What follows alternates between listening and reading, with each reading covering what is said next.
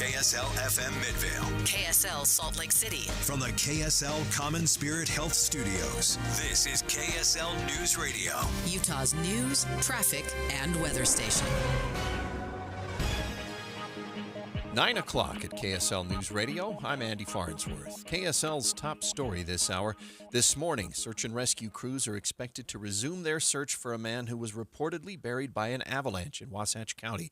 KSL News Radio's Adam Small has details. Authorities in Wasatch County say they're expecting to get crews back out to the Snake Creek area today after someone called 911 yesterday afternoon saying an adult man riding a snowmobile was buried by an avalanche. The Wasatch County Sheriff's Office says they did send search and rescue teams out to the area after that 911 call came in, but they say they had to call off the search due to unstable snow conditions. Officials are asking people to avoid the area for the time being, and we'll keep you updated as we learn more throughout the day. Salt Lake County Mayor Jenny Wilson is offering her condolences to those killed in the recent deadly avalanches. She says she's also holding those injured in her thoughts, and she's grateful to the first responders and search and rescue teams for their quick and courageous efforts. Our top national story this hour from ABC News: an intruder was killed at Mar-a-Lago this weekend.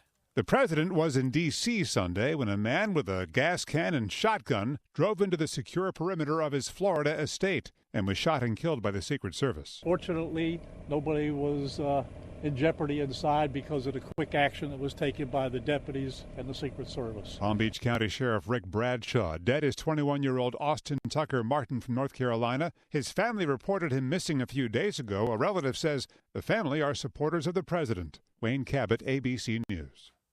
Your money at this moment: the Dow is down 690 points to 48,935. Coming up, we got a nice day today, but rain returns tomorrow and Wednesday. We'll check traffic and weather together next. KSL News Time, 9:01. Mornings are for recharging. And they're for starting your day right. We volunteer to join you in the car. Get news and weather at 102.7 FM during the most important part of your day. Andy and Amanda, each morning between 5 and 9 on KSL News Radio. Cashback is not available on gas in New Jersey and Wisconsin.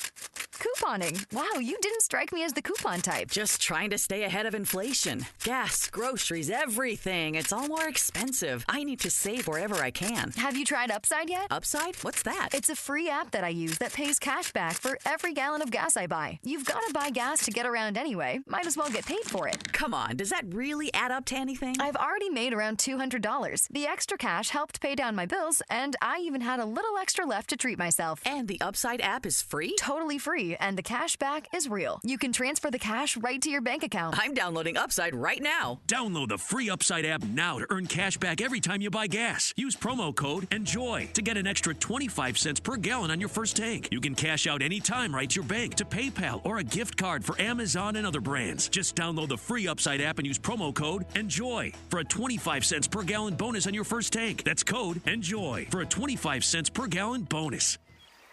You may not think about Great Salt Lake, but it's affecting your life every day. It brings lake effect snow and epic powder days. It supports thousands of jobs that keep Utah thriving. It provides a haven for millions of birds. And it keeps our air cleaner and our summers cooler. It also could affect your home's value, your kids' asthma, your morning run, your powder days, your future. Without a healthy lake, we face toxic dust storms full of mercury and arsenic, along with higher health costs, fewer jobs, and lower home values. This isn't just an environmental issue. It's personal. The lake affects you. Now, it's your turn to affect the lake, because our lives depend on our lake. Act now at growgsl.org.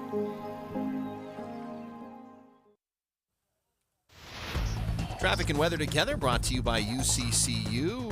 Earn 4.44% savings on Earn 4.44% on savings at UCCU.com. Here's Cormac Bone. Northbound I-15 delays still in place from 2100 south up to 13th south, and southbound I-15 a little bit of slowdowns as you approach Warm Springs Road, where we still have a crash being cleaned up in the right shoulder, not blocking any lanes or anything, just giving the space as you get by. And down in Lehigh, we have those westbound delays on both 2100 North and Pioneer Crossing, but where we got a real issue is a crash westbound on Corey Ride Highway just after Mountain View Corridor. Use Superior Water and Air for all your HVAC and water treatment needs. Call 974-9090 or visit SuperiorWaterandAir.com. Superior Water and Air, we got this. Cormac Bone in the KSL Traffic Center. KSL weather today, sunny in the morning, partly cloudy in the afternoon, highs in the mid-50s. A storm, though, moving through, but it shouldn't hit until late tonight into tomorrow morning. Right now it's 39 degrees and partly cloudy in Salt Lake City. I'm Andy Farnsworth from the KSL Common Spirit Health Studios. Listen online at KSLNewsRadio.com. We're Utah's news, traffic, and weather station. The all-new Inside Sources. Your inside access to the people and policies shaping Utah's future. Here are Greg Skordas and Holly Richardson on KSL News Radio. Well, there's been a new wave of drug cartel violence in at least 20 Mexican states as the Mexican army apparently killed the country's most powerful cartel leader. 59-year-old known as El Mencho was also wanted by the U.S., and the State Department is now telling U.S. citizens to shelter in place. In fact, some airports have been shut down, leaving travelers stranded. Juan Carlos Guerrero is actually stranded in Puerto Vallarta, and here's what he said. We have not been able to find the flight back, even if we hear that the airport is secure and there's military people around the airport keeping it safe. Getting there and the hour drive to the airport is the concerning part. We don't know what we may find along the way. At first, when I was hearing about this, Holly, I thought maybe U.S. forces had something to do with this, but it wasn't that way, apparently. I think that there was intelligence sharing, but we have an expert with us who can give us more information, and that is News Nation Senior National Security Contributor Lieutenant General Richard Newton. Thanks for joining us, General Newton. Holly, good morning. Good to be with you and Greg. Thank you so much. I wonder if you could just lay out for our listeners what actually happened over the weekend. Well, this was the most significant counter-drug operation, taking out this really huge Mexican drug lord, El Mencho, over the weekend on Sunday. And it was led by the Mexican military, but supported by the United States, specifically with intelligence support. It's a significant takedown of a significant drug cartel leader who is responsible for not only the movement of illegal drugs across the United States, such as meth and heroin and fentanyl and so forth, but also vast number of murders in certainly Mexico and across the United States as well. So this is a big win, and certainly one that now there's reaction going on in Mexico with regard to the other cartels and violence that we're seeing erupt. It seems that oftentimes we think of the Mexican government as, whether they're complicit or what, sort of looking the other way with respect to these cartels. And do you think that there's some change in policy there that's been pressured by the United States government to say, hey, look, you need to do something about this, or we will?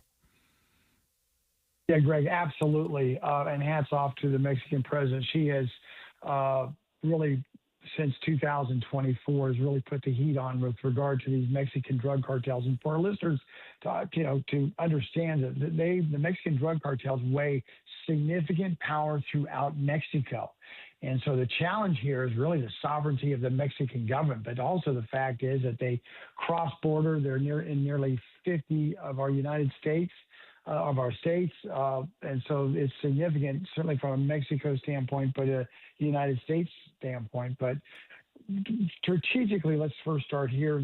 President Trump put out in 2025 in December, a new U.S. national security strategy that really elevates the fight against drug cartels to a top national security priority. And he actually characterized the CNDCC group, as we are discussing here, but other Mexican drug cartels as foreign terrorist organizations. So it's been elevated significantly on the Mexico side and now on the United States side as we move forward. But this is President Trump means business. I think we're going to keep the pressure on these cartels.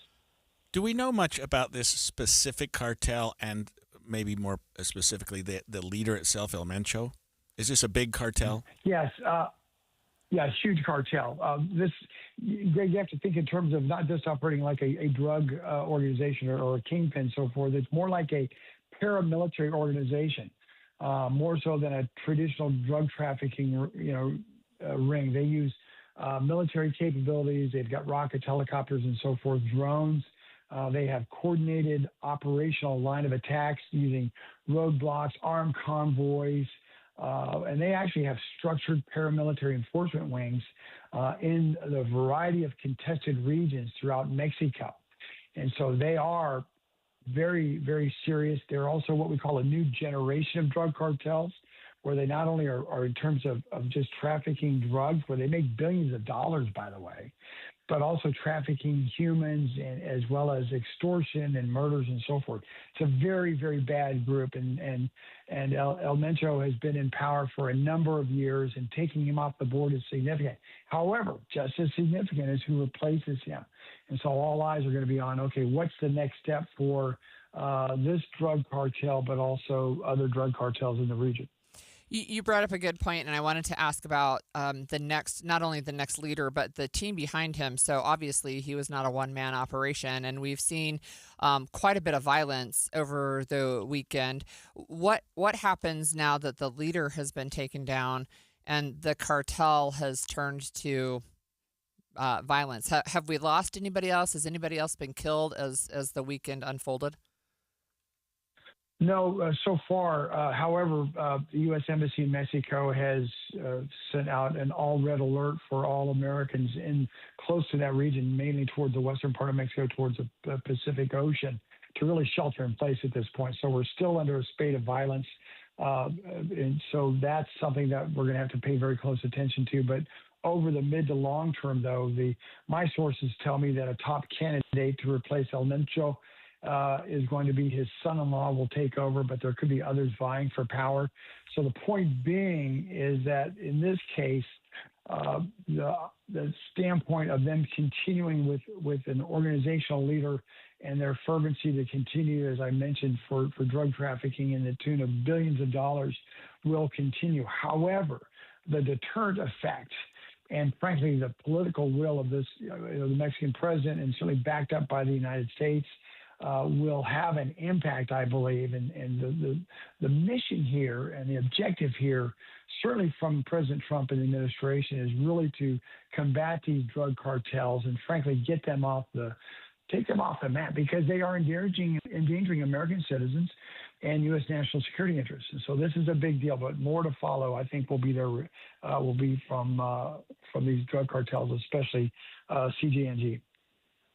General Newton, is it realistic, and you know these cartels as well as anybody, to ever envision that they would be eradicated? I mean, they're so entrenched, they're so big, they've got so much power, and I know that the Mexican government does as well, especially with the backing of the United States. But where does this end, or where do you think it's going? Yeah, Greg, that's the, as we used to say, that's the $64,000 question. That's now the $64 million question. First point. You're not going to have any deterrent effect from them operating in the United States unless you use both your capabilities that we have, in this case supporting Mexico, but also intelligence sharing and other capabilities, as well as the political will to stand behind Mexico, who's turned out to be a key ally in this, and certainly the president of Mexico. That's point one. Secondly, however, we cannot assume that this is going to be any type of a cakewalk now moving forward. What we can assume is they're going to try to increase their presence across the border into the United States. And therefore, we have to be not only on guard, but we have to be ready to respond, all the way down from the local sheriff. I'm down here in Palm Beach County, for instance, but all the way up to the federal capabilities that we have. We have actually, the United States has formally tasked what we call a joint interagency task force. It's a counter-cartel organization that works directly with the Mexican military, who were key, by the way, in this takedown over the weekend. but that's through U.S. Northern Command. That's a U.S. Department of War combatant command focus on this. That's what this is going to take. And so if we don't try right now, if we don't resource this, if we don't focus on this from a strategic standpoint, they're just going to continue to take out American lives. The number one killer of, from a drug standpoint in the United States is this fentanyl drugs that cross the border. And where do they emanate from? Mexican drug cartels. So we've got to continue to keep our foot on the gas here. I didn't really answer your question specifically. Are we going to see at the end of the day that they're going to go away? I would anticipate not in the short term, but if that's a long-term goal, and I support that 100%, we have to have our action right now and continue. Bottom line is more of this will follow in terms of violence, but also we need to meet violence with our efforts to support the Mexican government as well as the United States to move forward on this. All right. Thank you so much. That was News Nation Senior National Security Contributor Lieutenant General Richard Newton. And when we come back, we're going to speak with Jay Baer, who's actually on the ground in Mexico right now. Stay with us. Amanda, I've been taught to begin with the end in mind. And when it comes to something like weight loss, that's really, really important because some weight loss plans have no end. It's like another refill or another bill or another year. But SOTA weight loss has a finish line. You learn it once, you use it forever. And I'm all about health. I mean, I don't want to have my body become addicted to another drug that I have to take forever in order to be healthy. I want the opposite of that. I want fewer medications. I want my body to learn how to do this on its own and be strong. For so many weight loss drugs, you have to just take them forever in order to maintain that feeling when you cross the finish line. Yeah. When I hit 70 pounds that I let go of in 5 months, what an amazing feeling. And it was amazing to know I could just go forward from this point. You can talk to a nutritionist and ask all your questions at 866-800-SOTA. Or you can go to SOTAweightloss.com. That's SOTA weightloss.com. Because at SOTA, join us for a short time to have results that last a lifetime. Right now, UCCU is offering short-term savings options with incredibly high yields. Simply make a deposit, then watch your savings grow with a fixed rate of return that's much higher than a savings account. UCCU also has great offers on jump-up options. So if rates continue to rise, you can jump up your rate and earn even more. Visit UCCU.com to learn more and supercharge your savings today. UCCU. Love where you bank. I'm Walker Kessler, and I play basketball for a living. So I know how important it is to have the support of a team you can trust. That's why I love UCCU. UCCU is more than a credit union. They're a true financial partner. A local team of experts your entire family can trust at every step of your financial journey. Just visit UCCU.com and elevate your banking experience. At Fisher Investments, we may seem like other money managers, but we're different. Are you really that different than the rest of us? We are. As a fiduciary, we always focus on what's best for our clients. What services do you offer besides investing? We have a team of specialists in financial planning, estate planning, and more. Your clients rely on you for all that? Yes, we ensure clients receive unparalleled service at every step of the relationship. Okay, but you still sell commission-based products, right? No, because we believe that's a conflict of interest. We prioritize service over sales goals. So, then how do your fees work? We have a simple and transparent fee that's a percentage of our clients' portfolios.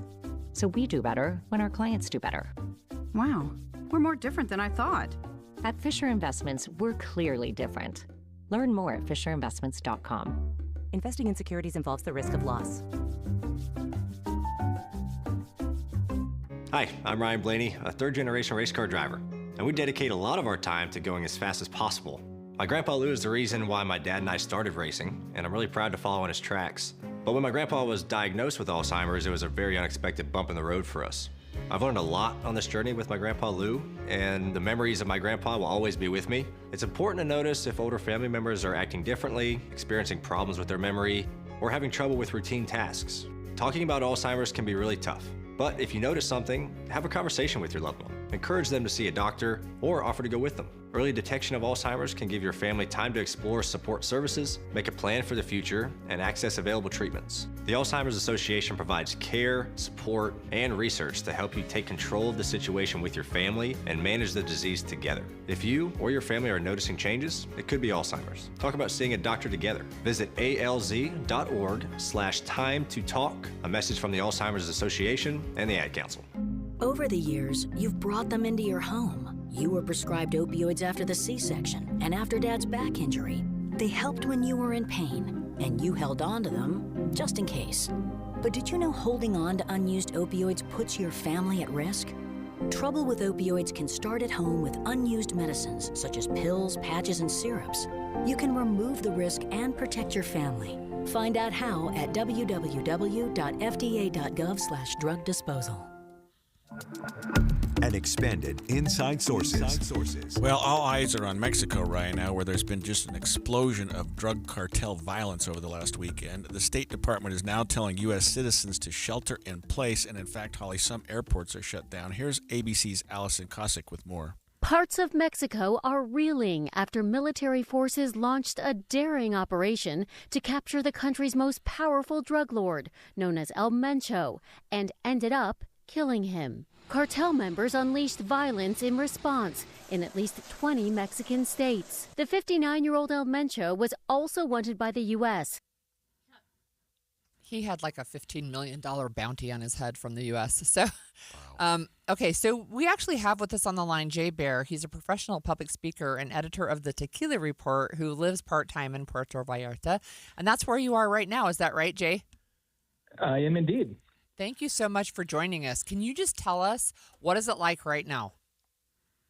Right now it is very, very calm, very, very peaceful. Fewer vehicles on the road than typical because of the shelter-in-place order, fewer pedestrians because school is canceled today. But it's strange. If you didn't know what yesterday was, you would think it's just a regular day in Vallarta. What is the mood of the public there, the Mexican people? Is this something that they support, that they're apprehensive about, or that they are just moving on with their lives? It's hard to say in general, but the neighbors that we know who are Mexicano generally take the opinion of the cartel is going to cartel. That the cartel has done this same kind of tantrum throwing in the past, perhaps not coordinated across the whole country as was the case yesterday, but that this will pass and everything will get back to normal as it always does.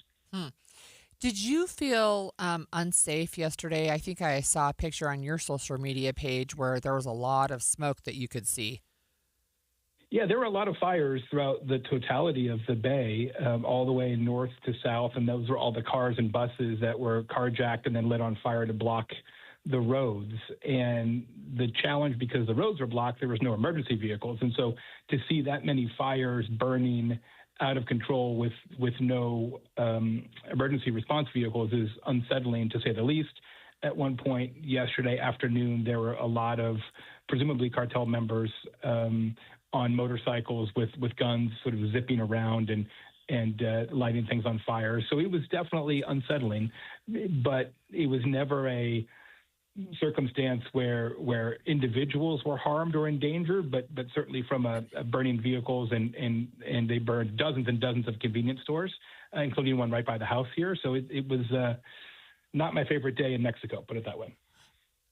And Jay, can you tell us the significance of what happened in terms of the overall cartel picture there, and maybe even El Mencho's specific group, what this means? And maybe further, do you think that this is a message or maybe the way that it's going to be handled now, the Mexican government getting more involved with these cartels? As I understand it, this kind of blockading and car fires has been part of the cartel response playbook in the past.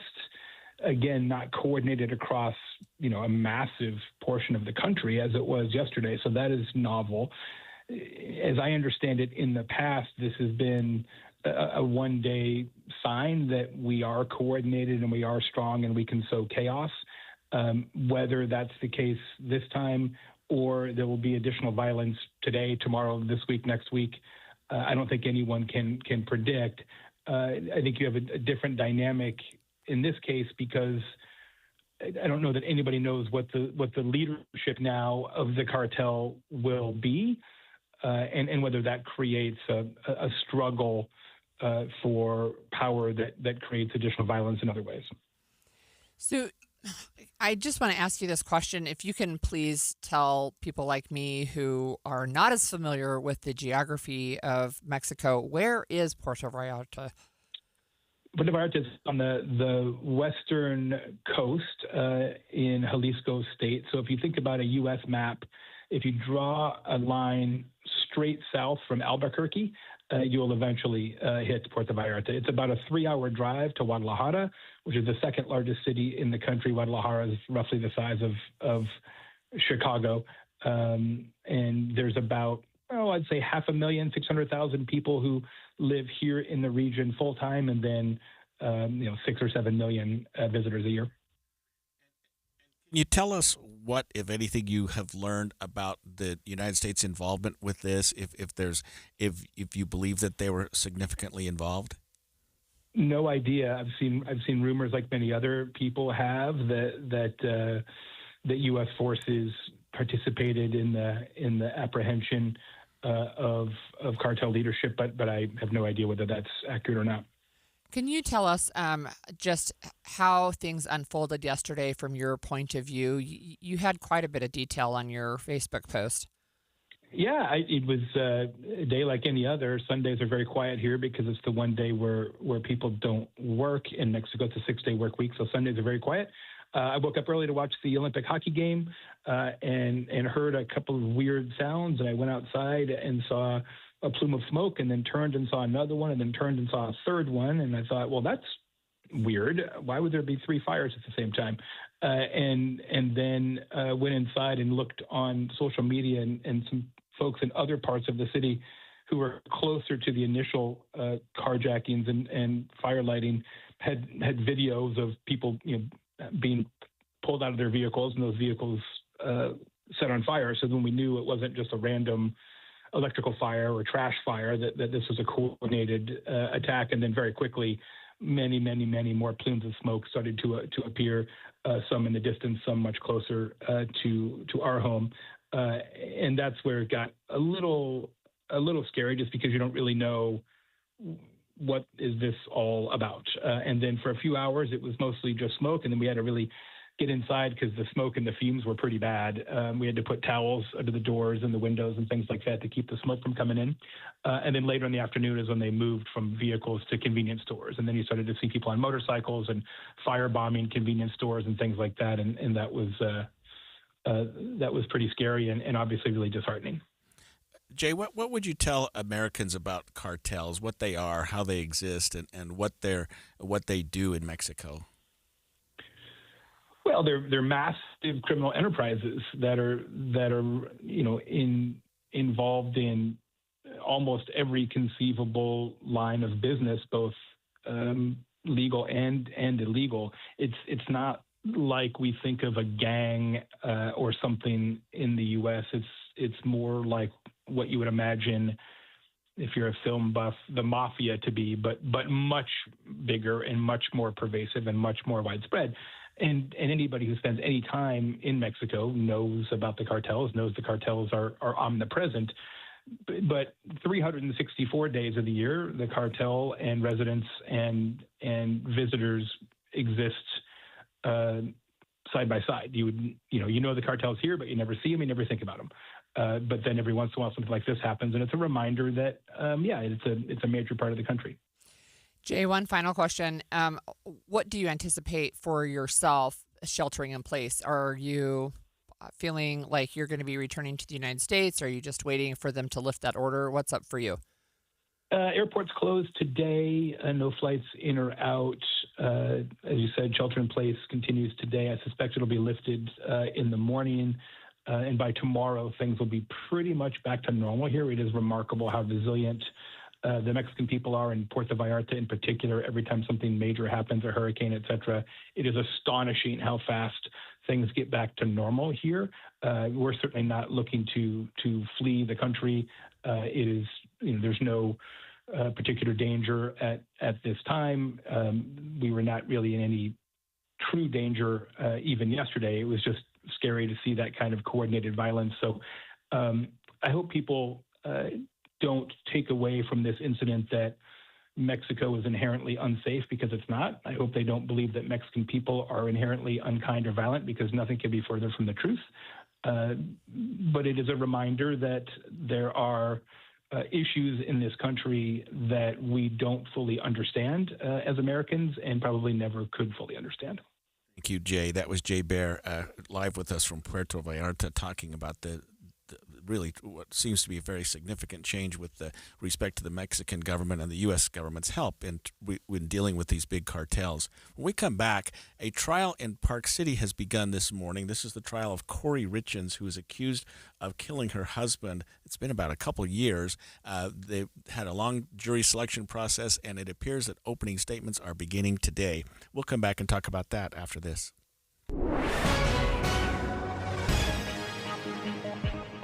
9:30 at KSL News Radio. I'm Andy Farnsworth. KSL's top story this hour, we're hearing about a SWAT situation that went down in South Jordan. It was around 6 p.m. last night when South Jordan police responded to a report of gunshots at a home.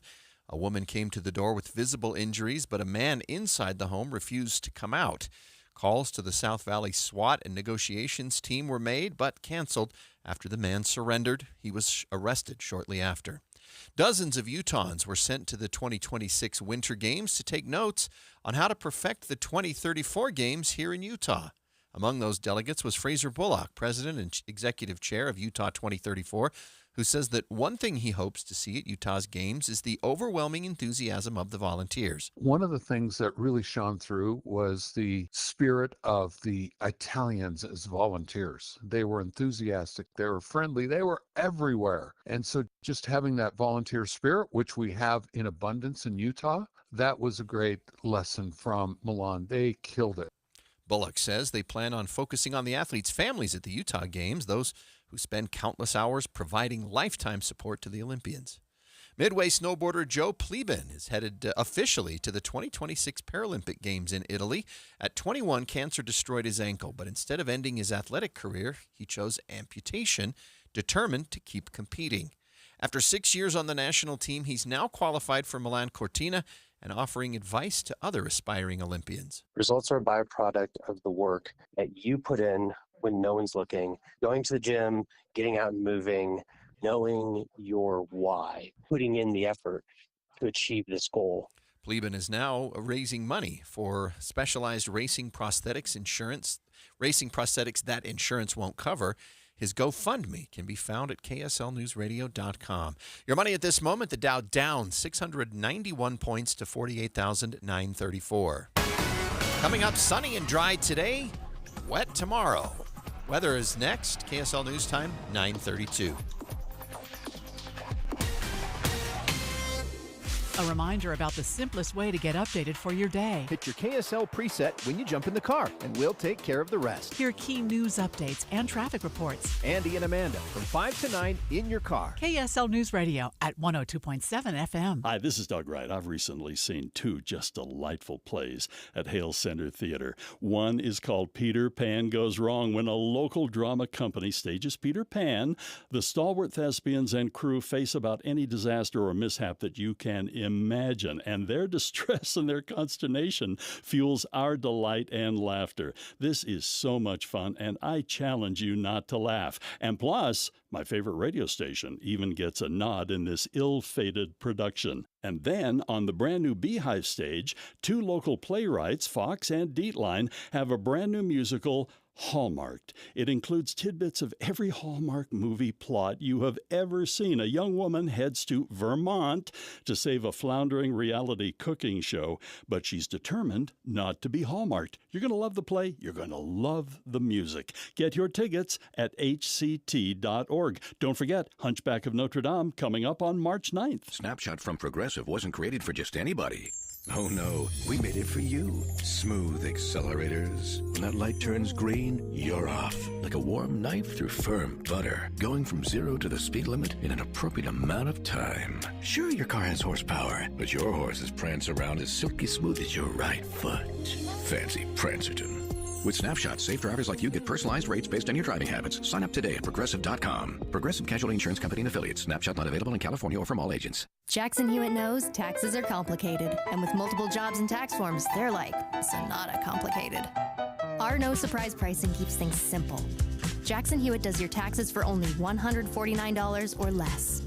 And since we know all the new tax codes, you could get thousands back. So what are you waiting for? Hurry.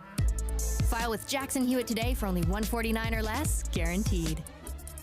Limited time offer for new clients on federal returns. Participating locations only. Terms at jacksonhewitt.com/149. Ready for your next vehicle? At Performance Automotive in Bountiful, your new Ford, Toyota, or Honda is here. Built for Utah communities, canyon weekends, and everything in between. Choose capability with Ford, long-lasting reliability with Toyota, or smooth efficiency with Honda. Backed by friendly experts and financing options that fit your budget. Visit Performance Ford, Performance Toyota, and Performance Honda for your test drive. Browse inventory, check pricing, and schedule your visit at performancebountiful.com. Performance Automotive in Bountiful, driven to be the best. Friday, join KSL News Radio and NPS from 10 to 1 as the movie show stops by. Then browse and uncover what makes NPS so great. With 4 locations, NPS takes in new inventory every day. Then they check all competitors' retail pricing before marking items down 20 to 70% off. So you're invited to visit the movie show Friday 10 to 1. And that's the first step to discovering NPS. Visit npsstore.com to begin your own NPS adventure. npsstore.com. Traffic and weather together brought to you by UCCU. Direct deposit gets you $300. Love where you bank. Here's Cormac Bone. Roadways in Salt Lake County seeing a very calm drive after the morning. The crash that we had southbound I-15 near Warm Springs Road has cleared completely off the road. You no longer see any delays in that area. Where we are seeing some slowing is actually in Utah County. Of course, in Lehigh, both eastbound on 2100 North and Pioneer Crossing, still seeing some heavy traffic getting onto I-15, and a touch of southbound I-15 slowing in Linden. I'm Cormac Bone in the KSL Traffic Center. KSL weather today, sunny this morning, partly cloudy this afternoon, highs in the mid-50s, so a pleasant day. But a storm moving through shouldn't hit until late tonight, but going into tomorrow, that will bring rain. Right now, though, it is 39 degrees and cloudy in Salt Lake City. I'm Andy Farnsworth from the KSL Common Spirit Health Studios. Listen online at kslnewsradio.com. We're Utah's news, traffic, and weather station. The all-new Inside Sources. Inside Sources. Your inside access to the people and policies shaping Utah's future. Here are Greg Skordas and Holly Richardson on KSL News Radio.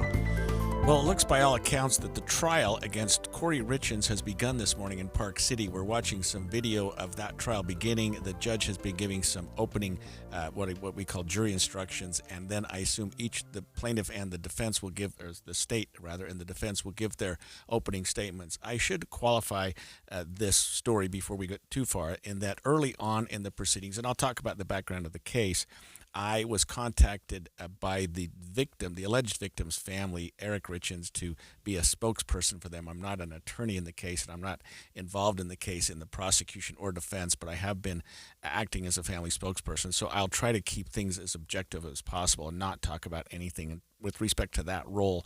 But this is a case, Holly. Eric Richins died of a lethal fentanyl overdose in 2022. He wasn't charged, or actually his wife, widow, wasn't charged until over a year later. It took quite a while for authorities to file charges against her. They had treated it early on as a accidental overdose, but they did some investigation and decided that they believe, and she's absolutely presumed innocent at this moment in time, that she poisoned him, and there was a substantial amount of evidence about things that were going on with respect to their marriage, things that were going on with respect to her finances that may have provided the state some evidence that there was some motive to this. But the trial has begun today, and this trial has, it's been 2 years in the making, almost 3, to get to this point. But And there was a lot of movement. I know I'm yakking here, but to get the trial moved out of Summit County. Right. Her attorney said, "There's no way we can get a fair trial up here." The judge brought in a number of jurors and looked at the questionnaires and felt like there was every chance that they could get a dozen jurors to sit and hear the case, even though the case had significant public interest and media attention. But the defense wanted it to be moved to Salt Lake County, but it is being held in Summit County. There's a courtroom in Park City where this trial started today. So just a few questions, if you can remind us. I mean, one of the things that I remember from the story is that she wrote and published a children's book to help her sons grieve their dad's death. This was before, obviously, she was arrested and charged. But that, like, that's a little weird to me. but then what is the reasoning behind why prosecutors think she actually killed him? Well, it's a circumstantial case. It's a circumstantial case in the sense that, I mean, the book really had not much to do with it, although she was charged. No, I just think it's right, weird. Yeah, no question. She was charged a month after she gave a press statement about the book. But just the fact that, well, first of all, there was a witness that came forward, I believe, who will testify that she was perhaps their housekeeper or someone that Corey knew, and in fact sold her drugs at or about the time that Eric was poisoned, allegedly. And these drugs were opioids, fentanyl or something to that extent. And that there was some conversation about, I need a significant quantity. Now, this is a informant. This is a drug dealer herself. So certainly she's got some credibility issues, and those have been attacked and will be attacked. I assume that will be one of the highlights of the case, is watching how that person is attacked. There were also some conversations that the defendant, Corey, had with what appears to be a paramour about, hey, I'll be with you soon. We'll be together. I just want to be with you. They're sort of romantic things, and talking about, maybe getting Eric out of her life.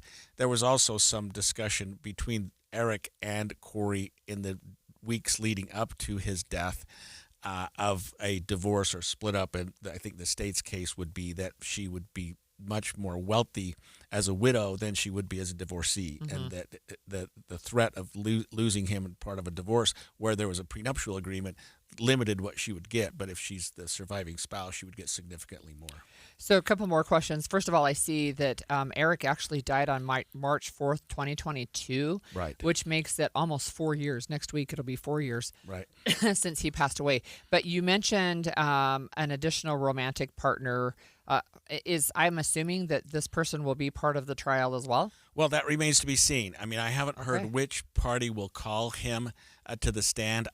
I thought early on that the state would use him as a witness, whether he's still of that same mindset, whether he's got some level of immunity, whether he's sort of loyal to her and testifies for the defense. We don't know. We probably will today. When we hear the opening remarks, the opening statements, that's a roadmap. That's a statement of each side, and the defense doesn't have to give theirs today, but they probably will, of what their evidence will probably be. And they will go through, usually, witness by witness by witness, and say, we intend to call this person who will say this. We intend to call the medical examiner who will say, Eric died of fentanyl poisoning. We intend to call this person. And then of course, the defendant's lawyers will be able to get up and do the same thing. Well, we're going to call this person to say that Eric had a drug problem. Who knows? I'm just surmising. Right. And then the jury goes, okay, well, that's just a statement. Let's hear the evidence. And then the witnesses, I don't even know that they'll get to their first witness today, just given the breadth of evidence. And then the state will put on its case first. So timing-wise, if they have opening statements today, how long does something like that typically take? The opening statement's probably about 2 hours for each side. Oh, wow. The judge is also reading some jury instructions this morning. At least he was when we started the show. So then, I don't know, if it's 2 hours each, maybe you get through by 1 or 2 o'clock this afternoon, and maybe the state puts on their first witness. Maybe the judge sends the jury home. But jury instructions, early jury instructions and opening remarks, opening statements can take the better part of a day. I mean, it's a case with a lot of witnesses. It is, and you are the expert in this area. It just strikes me as being so long, right? I mean, because humans, including members of the jury, I'm assuming, have short attention spans. So that's interesting to me. How long is set aside for this trial? Like, how long could it take overall? My guess is this trial could go and I'm just guessing, the state probably will have up to 2 weeks for their case, and the defense will have a week for theirs. So perhaps as long as 3 weeks.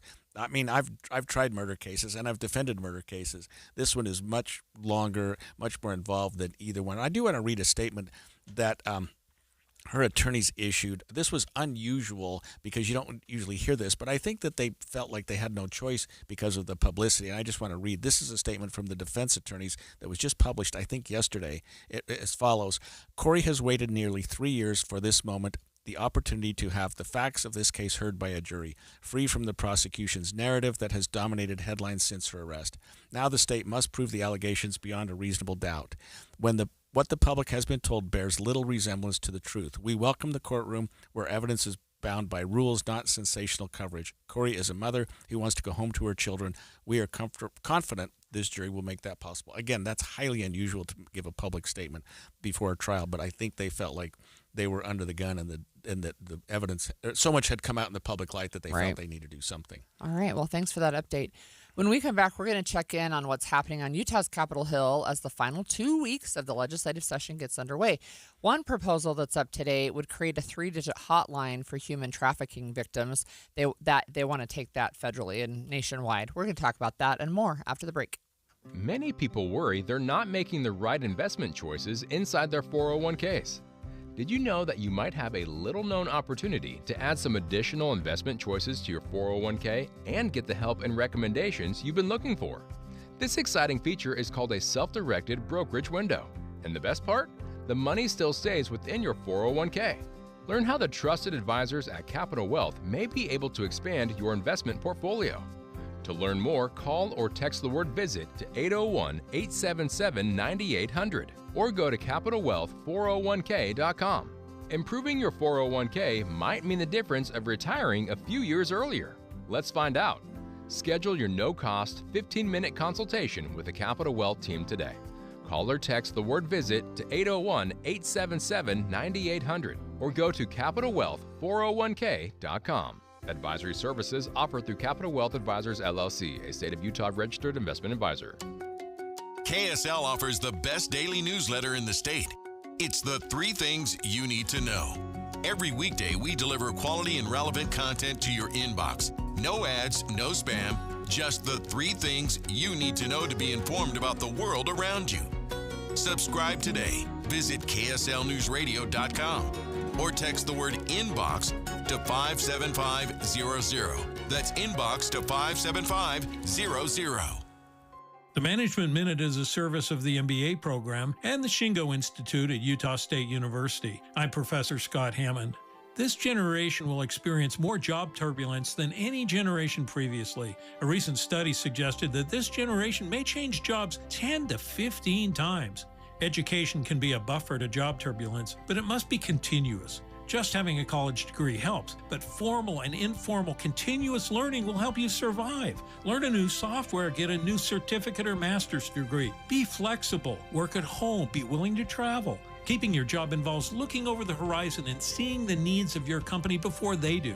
It does not require a crystal ball, just some analytic tools. An MBA can give you some of those tools and can help you see how to adapt to your company's needs and how to move on to the next opportunity when the time comes. Learn more about strategic career management with an MBA from Utah State University. Go to utahstatemba.com. I'm Scott Hammond. Hope to see you in one of our classes. All in together now, we can make it better. Can we do it? We're rope it up. Cause we know how to jump. Moving and eating better every day can help make you and your kids healthier. Search We Can online to find out more. A message from the Ad Council, HHS, and NIH's We Can program. We all hear the radio ads about the IRS. They tell you to be afraid, to be scared, and they try to frighten you into calling. I'm not here to do that. Tax Relief Advocates is different. TRA is here to tell you that if you owe money to the IRS, whether it's $5,000, $50,000, or $500,000, we have a solution. It doesn't matter if you're sitting in your car, at work, or with your kids. No matter where you are, call now. 800-551-7672. Don't lose hope. TRA can eliminate or reduce what you owe to the IRS. Generous programs are now available that can give you a fresh start. Our passion is taxes and helping individuals fix their IRS problems. We have over 1,000 5-star reviews on Google and an A+ with the Better Business Bureau. You don't need to be afraid of the IRS any longer. End your tax nightmare today by visiting us online at TRA.com or call 800-551-7672. That's 800-551-7672. Tax Relief Advocates. Real solutions for real people. As veterans, we're no strangers to helping others. It's what we were taught, trained, and told to do. It could be for anything. Helping a friend move. Listening to a fellow veteran for hours, at any hour of the day. Or just simply making time for people. A neighbor, a loved one, or even a stranger. We're often the first to help others. There's no question about it. But we do have one question for the veterans listening. When was the last time you reached out for help? Perhaps it's time to do for yourself what you would do for others. If you or someone you know needs resources, whether it's for stress, finances, employment, or mental health, don't wait. Reach out. Find more information at va.gov/reach. That's va.gov/reach. Brought to you by the United States Department of Veterans Affairs and the Ad Council. Eye on the Hill 2026. Special coverage on Inside Sources. I think we are down, Holly, now to the last 2 weeks of the legislative session. We've been following it closely. It's been really interesting, but we're sort of getting to, well, we've been there for a little while, the point where we're not talking about things in committees. We're not proposing bills as much as we have been in the past. We're getting to the floor. We're actually doing some more voting. In some ways, it's slowing down, and in some ways, it's speeding up. So I think as of this morning, there was 976 bills fully drafted and available for discussion. I still think we'll pass the 1,000 bill mark. You're right. The last 2 weeks, the last 10 business days, excuse me, and it feels like it's been going forever. Yeah, it does. So it hasn't really, but there were some bills this morning that I thought were interesting. Also, there was some budget news that happened. And so if you remember when we talked about the budgeting process, they had to have a base budget, which was if we have no new income, we have to fund the government so we don't get a shutdown, basically. Right. So that happened at the beginning of the session. And then on Friday, they got their budget numbers, and it was bigger. The numbers were bigger than they anticipated. There's more money available. More money available, both for one-time use and then for ongoing expenses. So what we're hearing is that at least Senate leadership is pushing for an additional 0.05 reduction in the income tax.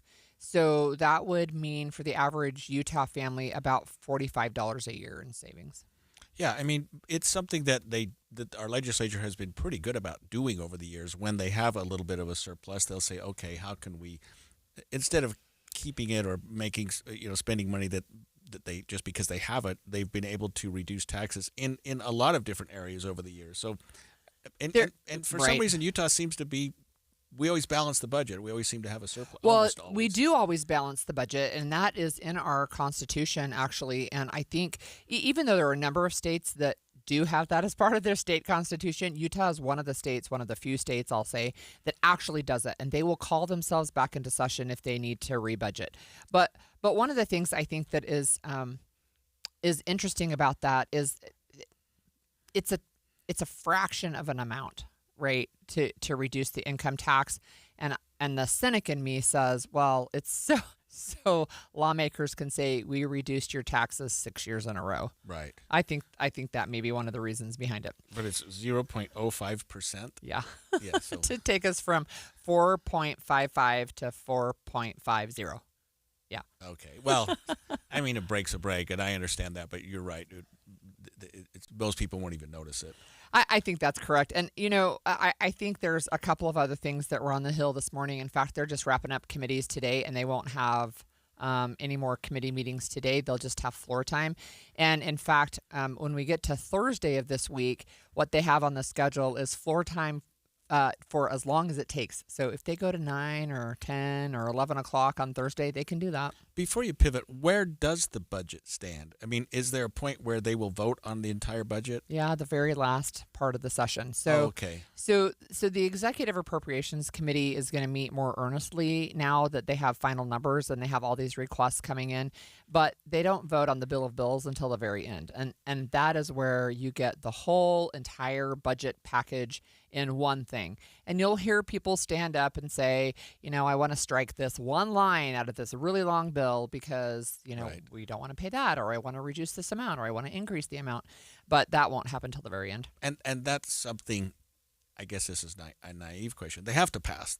Oh, yeah. Yeah, they'll pass it, and they'll pass it by the end. But it's, again, one of the things in process that as you get to the end of the session, you're going to start to see more floor time, but you'll also see more sauntering. That's probably next week, where they take a break. They don't adjourn, but they just, we're going to take a break. And while some people have to go talk behind the scenes. What level, and I'll get off the budget after this, what level of involvement does the governor and his office have with the budget? I assume that he's more involved in that than most other things, or maybe not.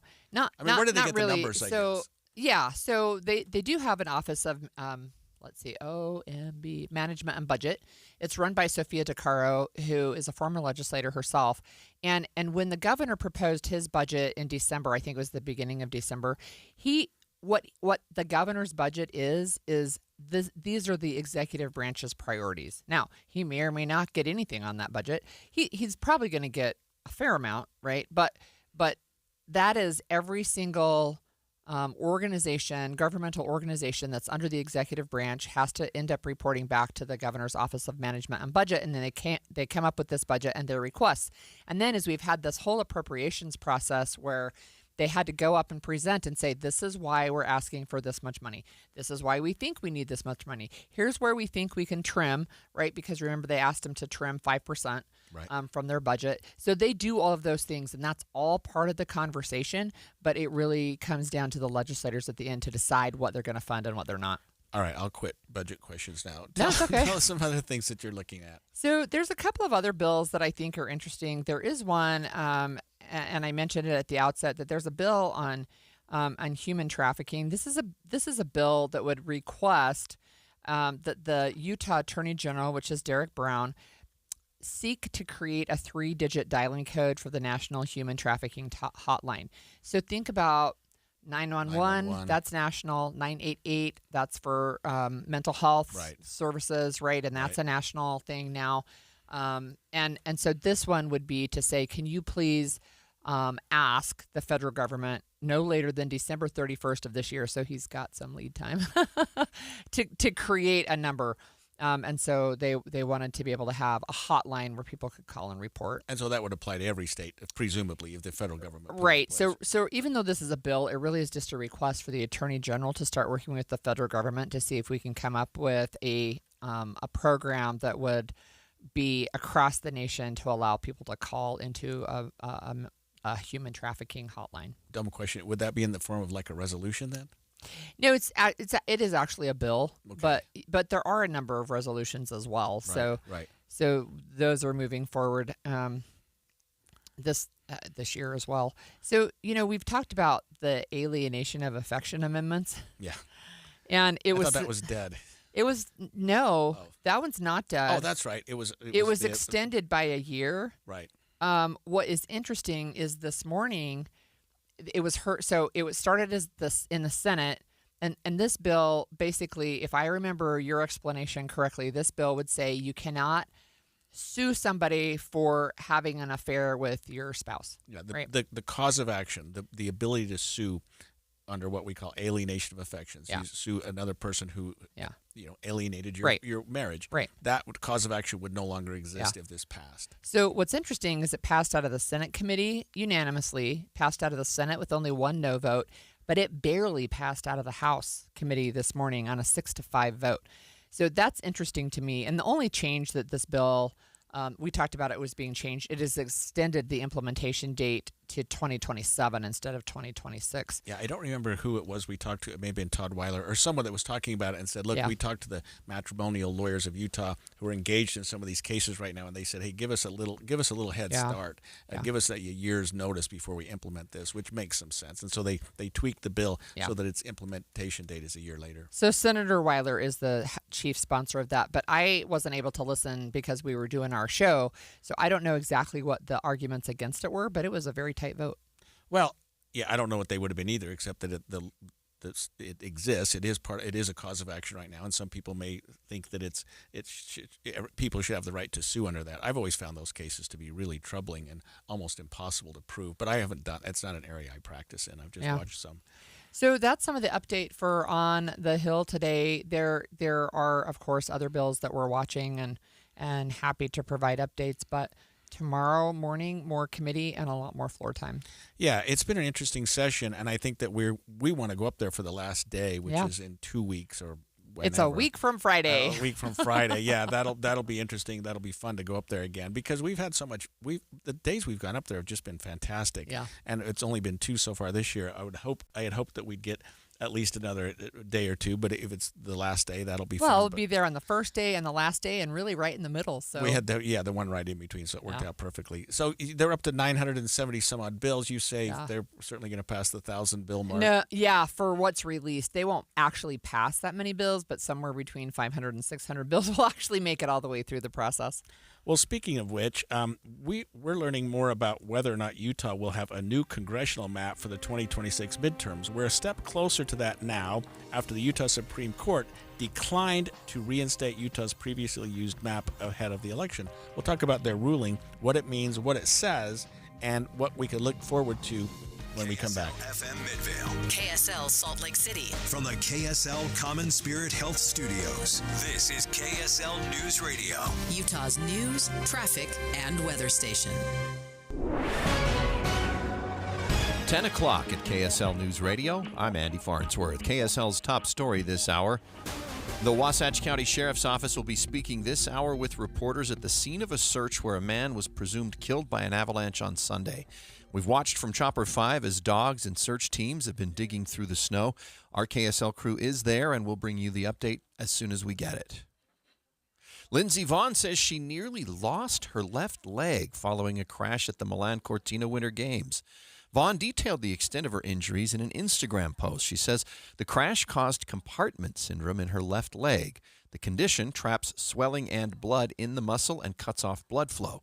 Vonn says surgeon Tom Hackett performed an emergency fasciotomy, saving her leg.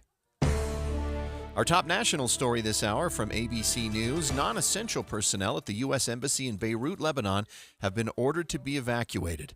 ABC's Ian Pannell says it's because of the rising tension between the U.S. and Iran. President Trump has given Iran an ultimatum to agree to a nuclear deal within the next 2 weeks, and he's confirming he's considering a limited strike on Iran if it doesn't. But Iran making it clear it'll retaliate against U.S. troops and bases in the region. U.S. Special Envoy Steve Witkoff is warning Iran could be a week away from having enough material for a nuclear bomb. Your money at this moment, the Dow down 734 points. That's almost 1.5% to 48,892. Coming up, stormy tomorrow, although it'll be nice today. KSL weather's next. KSL News Time, 10:01. The sources where we get our news matters. When you listen to Utah's Morning News, we want you to feel the stories are important to you and trustworthy. This is Amanda Dixon. And I'm Andy Farnsworth. Join us weekday mornings on KSL News Radio. Sometimes when our furnace stops working, it's something simple we can fix ourselves, if we only knew how. What's up, everybody? I'm Mike Wilson with Any Hour Services, and the next time your furnace stops working, before you call a company out to fix it, try this first. Go shut the furnace down and make sure your air filter is clean. Go around the house and make sure the vents are open and there's nothing blocking the return airs. If it's been a while since you've changed the batteries in your thermostat, go ahead and do that too. Then go turn the furnace back on, and if it stays on, you're probably good. If it stops working again, you're probably going to want a technician to check it out. If you don't know one, Any Hour Services has a special offer for any homeowners listening. One of our HVAC technicians will diagnose and troubleshoot your furnace for only $29. Then they'll explain what they found and present you with repair options. And don't worry, our technicians service all brands. Call Any Hour Services and let them know you heard about this $29 troubleshooting special on the radio. 801-443-7400. You can Google Any Hour Services. You can even schedule online at anyhourservices.com. No one helps more homeowners than Any Hour Services. Every day here in Utah, people turn to KSL News Radio for one simple reason: trust. Trust for our reporters, hosts, our coverage, and trust in the businesses heard right here. I've met so many of our listeners over the years, and they'll tell you KSL is part of their daily routine, in the car, at work, at home. And when they hear your business here, it carries the weight of that trust. It isn't just another ad. It's a recommendation coming from a reliable source. When you advertise on KSL News Radio, you reach a loyal, highly engaged audience who listens intentionally. They show up for breaking news, accurate information, and meaningful conversations. And because of that connection, they respond. And when you pair our on-air credibility with digital tools like display advertising, social media, streaming audio, search, geo-targeting, and retargeting, you get a full funnel strategy that works and reaches the right people at the right time. Get marketing that truly moves the needle. Partner with the voice Utah trusts. KSL. Learn more at kslnewsradio.com/advertise. You served behind the desk. You served in combat. You did 4 years and got out. You were drafted. You gave 20 years. You gave exactly what your country needed. And so did you. When you raised your hand and swore an oath to your country, when you put your name on a dotted line, you became part of only 1% of Americans who did the same. You are a veteran. You are a veteran. You are a veteran. Because no matter when, where, or how you served, you made a sacrifice for your country, and you deserve support. If you're struggling with life after service, don't wait. Reach out. Reach out to a loved one, to a fellow veteran, to VA. Find resources at va.gov/reach. Brought to you by the United States Department of Veterans Affairs and the Ad Council. Well, breaking news, we're just hearing from Wasatch County Search and Rescue. They have located the body of the missing snowmobiler, although the search and rescue team say they have not actually recovered the body yet, but they do know where it is and say they are beginning the excavation process now. We'll continue to update you on this story as it develops as we have teams on scene. Time for a check of traffic and weather together, brought to you by UCCU. Up to $500 for loan transfers. Love where you bank. Here's McCormick Bone. Your major freeways and main secondaries really all across the Wasatch Front, seeing a pretty calm drive in the midday. We have a little bit of congestion at the mouth of Big Cottonwood Canyon, especially southbound on Wasatch Boulevard. And UDOT reporting a crash affecting both directions on US 189 near Deer Creek Reservoir. We don't see any delays, but they are on either side of the shoulder. Looking for a dose of love, laughter, and a little bit of magic? Join us for a bubbly romantic comedy at the Opera. Donizetti's The Elixir of Love, March 7th through the 15th at the Capitol Theater. Cormac Bone in the KSL Traffic Center.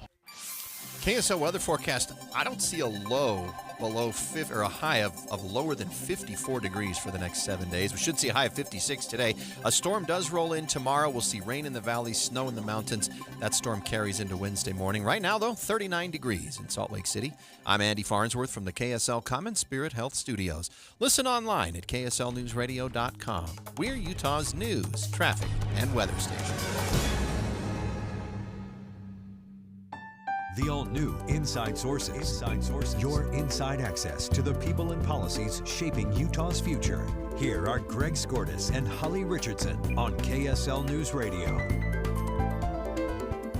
We just heard from KSL News Radio about a press conference that's going on right now in Wasatch County. The sheriff there is talking about the recovery efforts for I think it's a missing snowmobiler that has been lost in an avalanche up there. It's really a recovery effort at this point. They indicate, and this is really kind of unusual, Holly, that they found they know where it is. They've located the snowmobile and apparently the operator, but they haven't dug that person up yet, which tells me It must be an incredibly deep avalanche. So for me, or in a difficult area. One of the things that stands out to me is this is the third death in 4 days, 5 days.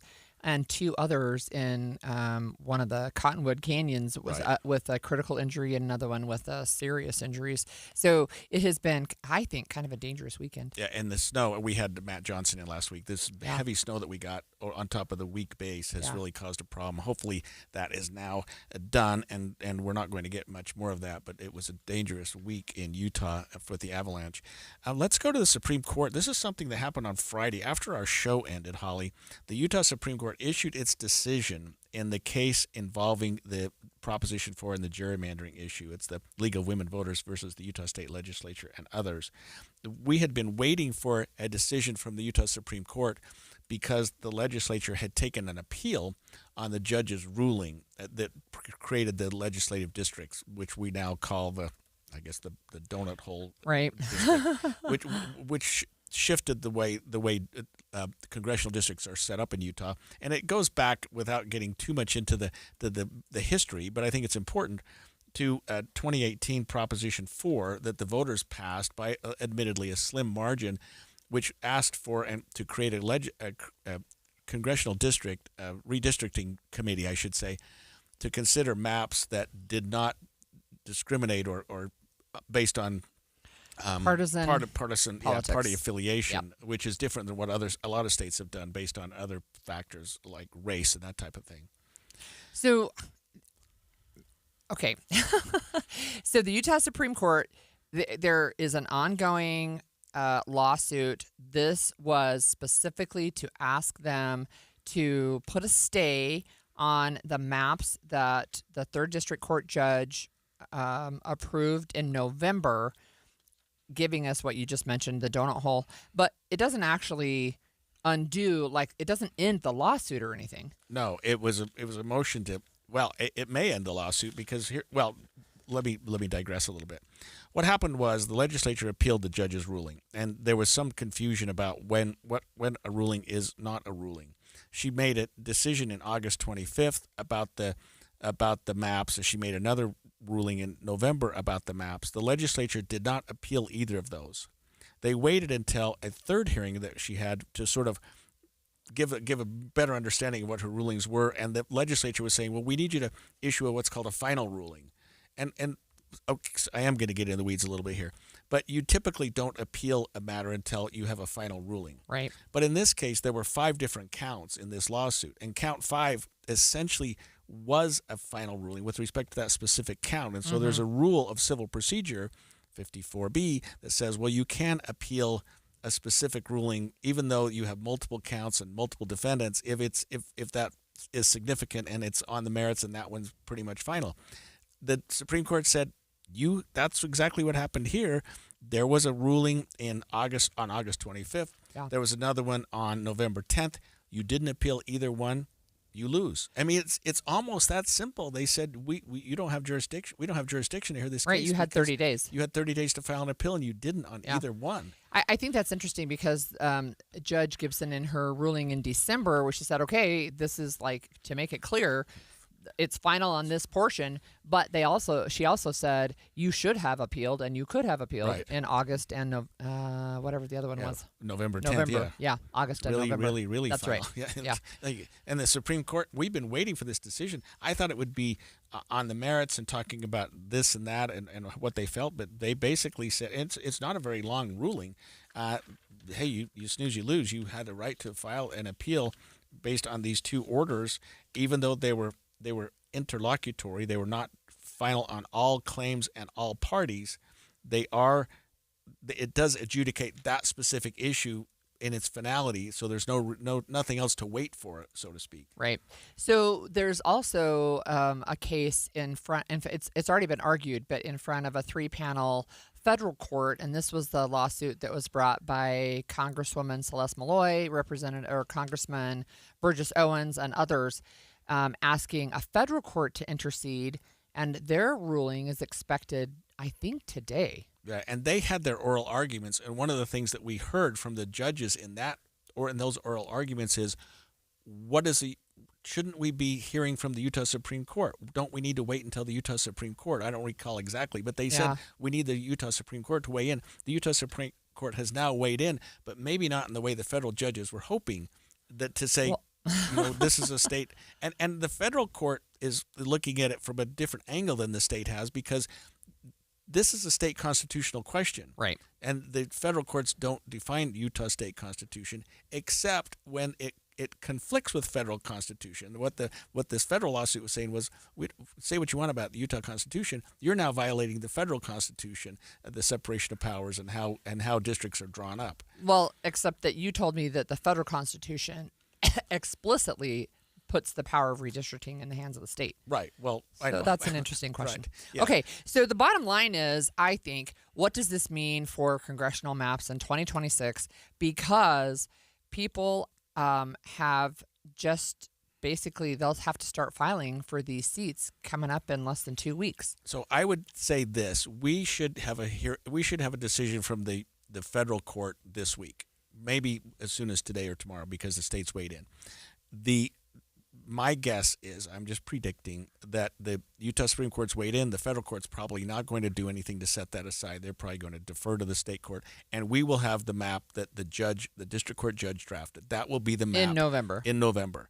And then the people that want to run for that, and there have already been some Democrats, but the Republicans are going to have to decide how they're going to divvy up the 4 congressional districts, because they're not the same as they are today. Right. And they're largely the same, but there's one district that's different. One of the 4 representatives is going to have to take a bullet for the team, and that's a poor not choice of literal, words, but take the hit. But that district's going to be much, much harder to win. The other 3 will probably be easier to win now that they've divvied up all the Democrats into presumably into one district. Well, we'll watch this, because people need certainty, right? And we've talked about this. It feels like for months that it is confusing for candidates. It's confusing for voters, right? Trying to figure out what district you're going to be in. But I think that Salt Lake City is going to be its own district. It's not complete, right? But that circle containing Salt Lake City. And it's very likely to just be a one-off. In 2028, we may have a different map. I think that's a really good possibility, actually. All right, when we come back after the break, we're going to talk about an armed man who made it past the secure perimeter at Mar-a-Lago and was shot and killed. Stay with us. This weekly tax tip is brought to you by the Utah Association of Certified Public Accountants. Here's CEO Susan Spears. Hey tip earners, if you work in restaurants, rideshare, salons, or any job where you earn tips, there's a new tax break you need to know about. Starting with your tax return you'll file this year, the new law allows a federal income tax deduction on qualified tips. Taxpayers may deduct up to $25,000 in qualified tips, with phase-outs for higher income earners. Keep in mind, only voluntary tips received directly from customers qualify. Service charges or automatic gratuities do not. Payroll taxes like Social Security and Medicare still apply, but this can significantly lower your federal income tax bill. Get the most out of your income tax preparation when you hire a licensed CPA. Visit uacpa.org to find a CPA that's right for you. And check out new tax tip videos by following on social media at Talk to Your CPA.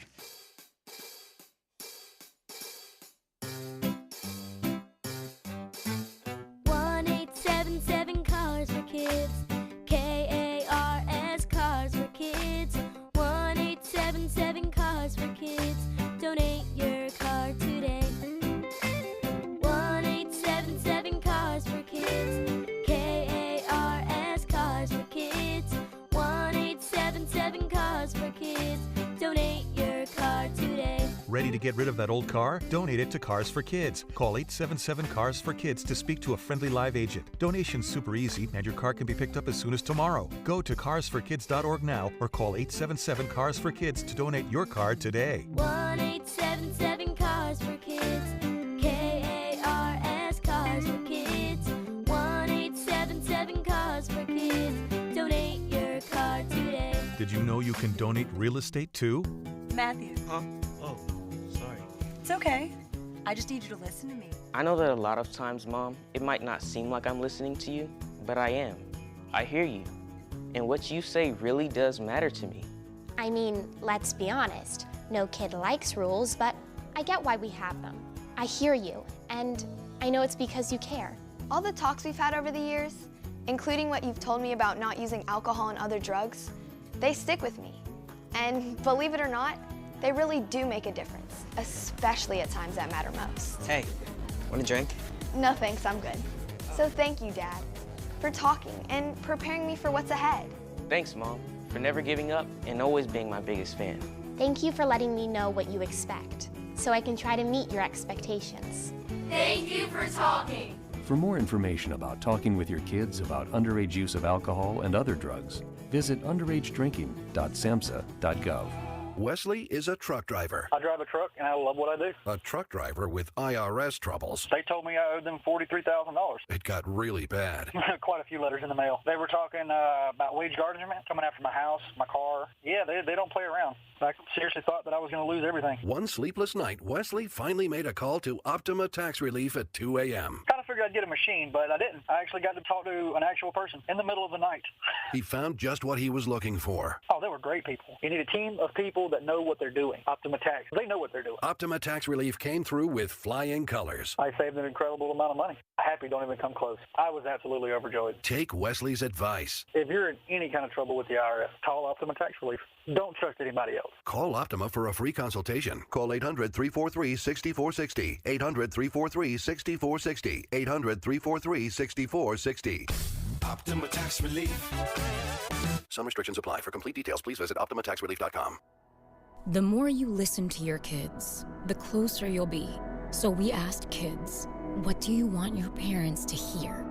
I feel sometimes that I'm not listened to. I would just want you to listen to me more often and evaluate situations with me and lead me towards success. We're not adults, so just be there and listen. I just want someone to yap to. And I just feel like I'll be fine if someone just hears me talk and talk and talk and talk and talk and talk and talk. You're doing a really good job. And I don't think I tell you that enough. And I know sometimes we get into it and it's just hard on both of us. But, try to understand me more and I'll try to do the same. Listening is a form of love. Find resources to help you support your kids and their emotional well-being at sounditouttogether.org. That's sounditouttogether.org. Brought to you by the Ad Council and Pivotal. And expanded Inside Sources. Inside Sources. Well, a man who was apparently armed was shot and killed when he showed up at President Trump's Mar-a-Lago residence in Florida early yesterday morning. The man, we are learning, is 21-year-old Austin Tucker Martin of North Carolina. Here's more about what happened from ABC's Start Here podcast. The times that President Trump has come closest to being harmed were all at spaces well outside Washington. There was an assassination attempt at a rally in Butler, Pennsylvania, another at his Florida golf course. Well, yesterday, once again in Florida, another man with a gun allegedly made his way onto the property of Trump's Mar-a-Lago club. ABC's Chief Justice Correspondent Pierre Thomas is here. Pierre, can you walk me through what happened? Well, authorities say that sometime shortly after 1 a.m. on Sunday morning, a suspect made its way inside the perimeter of the Mar-a-Lago estate. They confronted a white male that was carrying a gas can and a shotgun. They claim when confronted, he put the canister down and then raised the shotgun. At that point in time, the deputy and the two Secret Service agents fired their weapons. And he was killed at the scene. Now, obviously, first thoughts about the president. He wasn't there at Mar-a-Lago, I believe, right? So was everyone else safe there at the end of the day? President Trump was in no danger. He spent the entire weekend here in Washington. None of his family were there as well, as far as we know. Fortunately, nobody was in jeopardy inside because of the quick action that was taken by the deputies and the Secret Service. But obviously, given the elevated threat environment where we've seen a surge in politically motivated attacks, a surge in threats against Congress, and this coming pretty much near the eve of the State of the Union, this has everyone's attention. Not that situations like this ever have to make sense, but it makes no sense that he shows up with a shotgun and a can of gas, because the shotguns have such close range. I mean, it's not like you have it like a assault rifle or deer rifle where you can get within half a mile. A shotgun, it's like a half a block. I mean, it's just, and a gas can, I don't know what the purpose of the gas can was. Plus, start a fire. Yeah, start a fire, and then Trump's not even there. I mean, Yeah. This was just, Look, it doesn't make sense. Right. I guess we'll find out more as things unfold. But We know a little bit about the suspect. He was 21, as you mentioned, and a cousin of the suspect told ABC's North Carolina station WTVD that the family generally supports Trump, but that the suspect's feelings about that were unclear. Yeah, that's interesting, and maybe some people wondering if he was in fact radicalized. Here's more on what we know about the suspect from Austin Tucker Martin of North Carolina. Well, we know he's 21 years old from North Carolina. That's a roughly 10-hour drive. Authorities suspect that he perhaps purchased the weapon sometime recently on the way down to Florida. His family described him as a person who was quiet. Some members of the family telling our own station, WTVD, down in North Carolina, that the family is generally very supportive of President Trump. They're shocked, stunned by these allegations. Well, and the question, of course, will be, like, what was he there to do? What did he think he was going to do with those weapons, if anything? What happens next on the investigative front? Well, right now they're doing a deep dive into his background. They're also painstakingly going through the evidence down in Mar-a-Lago, trying to figure out exactly how did he get on the property. They're even asking members of the public down there to check their doorbell cameras and other cameras to see if there are any images of this young man moving about in that area. There's also going to be a lot of discussion about what exactly was going on at the time officers decided to use deadly force and shoot him and kill him. What the earlier report indicated, Holly, that he was carrying a shotgun and a can of gas. He set the gas can down and raised the. Right. I think they used raise the firearm. Well, I mean, that's certainly an indication that he's going to harm somebody. That would give law enforcement a heightened sense of fear and a sense of really having to act and do something rather than just wait until he pulls a trigger. Yeah, exactly. And that's what the news reports that I'm reading is saying, that he raised it and they shot him to, quote, neutralize the threat. One of the things that his family members are saying as they're speaking out a little bit is that they're shocked, and partially because he hasn't really ever shown any interest in guns. One cousin said he would never even hurt an ant. He said he was pretty sure he had no idea how to shoot a gun, right? But he, for some reason, and there's some speculation online that he was worried about the economy, that he was upset about the Epstein files, but I haven't seen any official confirmation about that. Yeah, and it just seems poorly planned and organized. I mean, they spur of the moment, right, probably, yeah. right? And he just bought the gun. It's a shotgun. How he got on the Mar-a-Lago property, we don't know. You would assume that, especially past a secure perimeter, right? That there's a fairly secure perimeter, and with the amount of attempts with respect to our leaders, including President Trump, on his life that we've seen, you would expect there would be a very high sense of security there. So how he got on the property carrying a gun and a gas can, somebody's going to have some questions to answer. But anyway, no one was hurt except the gunman, and he was killed apparently by security officers there at Mar-a-Lago.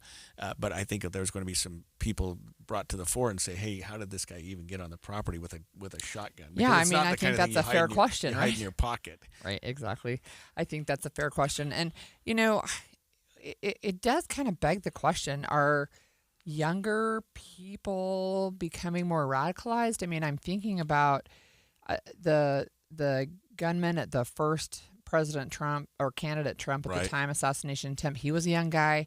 I think the second one was older. Right. But then Tyler Robinson is young, like 21, same age-ish. Right. I'm wondering if this is just indicative or if this is typical of what we see with, I guess, modern day assassination attempts. I don't even know. Well, you consider the concept of people being radicalized, and to you and I, that assumes that you're listening to people, you're doing things, and you become more and more involved in what you're learning. But with the internet, if you sit there and watch things all day long, you may become radicalized just by being almost hypnotized, by watching those things going on all day. And I don't even know that some of these people, I don't mean to get in the mind of this person or Tyler Robinson or any others, and Tyler's obviously presumed innocent, but if they were even thinking at the time, or it's like, hey, I had this notion I needed to go do something, and then they do something that's so completely out of character, and young people, I don't know. This radicalization is a frightening concept, and I have to blame the internet in some respects. I think that's fair. I think that's fair. Yeah. I just saw a new academic study published over the weekend, or at least I saw it over the weekend, about how some of these algorithms deliberately push people to the extremes, and they were specifically looking at people on the right and how the algorithms deliberately push information to them that leads them to go further to the right. So that is interesting. I'm also looking right now at a PBS NewsHour story about this young man who was there, and they said he is not known to law enforcement. He's never been in trouble with the law. People don't know. They haven't seen anything yet he left behind. His cousin, who said that he was afraid of guns and wouldn't even touch them. He didn't think. He said that this young man worked at a local golf course. He would send money from every paycheck to a charity. So it's just really interesting, right, that all of a sudden it seems to be all of a sudden. Maybe they'll find out that it wasn't all of a sudden. You would think our leaders, administrative and maybe legislative, would try to do something about this concept of radicalization. I mean, I completely understand the First Amendment. People can post what they want, but when the result of some posts are suicide or attempted homicides, or in some respects actual homicides, you wonder just what's out there and whether or not we do have some obligation censor is not the right word, but to limit some commentary that's out there for these young kids. I don't know. I mean, I guess I can understand people looking at pornography and becoming addicted, but I guess you look at other things and you become radicalized. You just buy into it, and it makes you angry. That is true. And if you remember, there also, just 5 days ago, there was a Georgia man who was armed with a shotgun who started running towards the west side of the U.S. Capitol. He was arrested, that one. But again, it's like, okay, a little worried about the level of political violence in our country right now. Yeah, seriously, dial it back. When we come back after the break, are Utah's anti-gambling laws in danger? We're going to talk to Jay Evenson from the Deseret News about something called prediction markets, and I think it's really interesting what these are, Holly, if you learn more about them, which we will from Jay right after this. 10:30 at KSL News Radio. I'm Andy Farnsworth. KSL's top story this hour. A search and rescue team in Wasatch County has just located the body of a man who was swept up by an avalanche on Sunday. Jared Rigby with the county sheriff's office says this happened in the Snake Creek area. The missing gentleman's body has been located. Not recovered yet. Our search and rescue teams are still working on that. The man was riding a snow bike and was with a snowmobiling group when the avalanche occurred. Our top national story this hour from ABC News. A potentially historic winter storm is pushing through the Northeast, dumping at least a foot of snow or more on some of the nation's largest cities. ABC's chief meteorologist Ginger Z is in New York City. A bomb cyclone burying parts of the mid-Atlantic and Northeast in wet, heavy snow.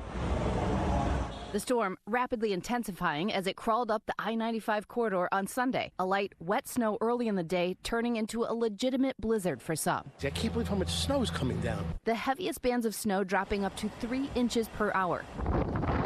Winds gusting up to 60 miles per hour. 7 states have declared a state of emergency this morning, and New York City's mayor is asking everyone to stay home. Your money at this moment, the Dow down 809 points to 48,816. Coming up, mid-50s and a higher all week long. KSL weather's next. KSL News Time, 10:31. Mornings are for recharging. And they're for starting your day right. We volunteer to join you in the car. Get news and weather at 102.7 FM during the most important part of your day. Andy and Amanda, each morning between 5 and 9 on KSL News Radio. Some of the most meaningful jewelry you own isn't new. It's inherited. A ring from a grandmother. A necklace tucked away in a drawer. Pieces full of memories, but no longer your style. Duke's Jeweler specializes in reimagining family heirlooms into custom pieces you'll actually wear and love. Duke's on-site jewelers and designers work with you one-on-one to honor the original story. while creating something fresh, modern, and uniquely yours. From resetting diamonds into new engagement rings to transforming multiple heirloom pieces into one stunning design, every project is crafted with care, precision, and intention. Don't let meaningful jewelry sit unused. Let it live on beautifully. Visit Duke's Jewelers on Main Street in Springville or online at dukesjewelers.com. Duke's Jewelers, where old stories become new treasures. dukesjewelers.com. Cashback is not available on gas in New Jersey and Wisconsin.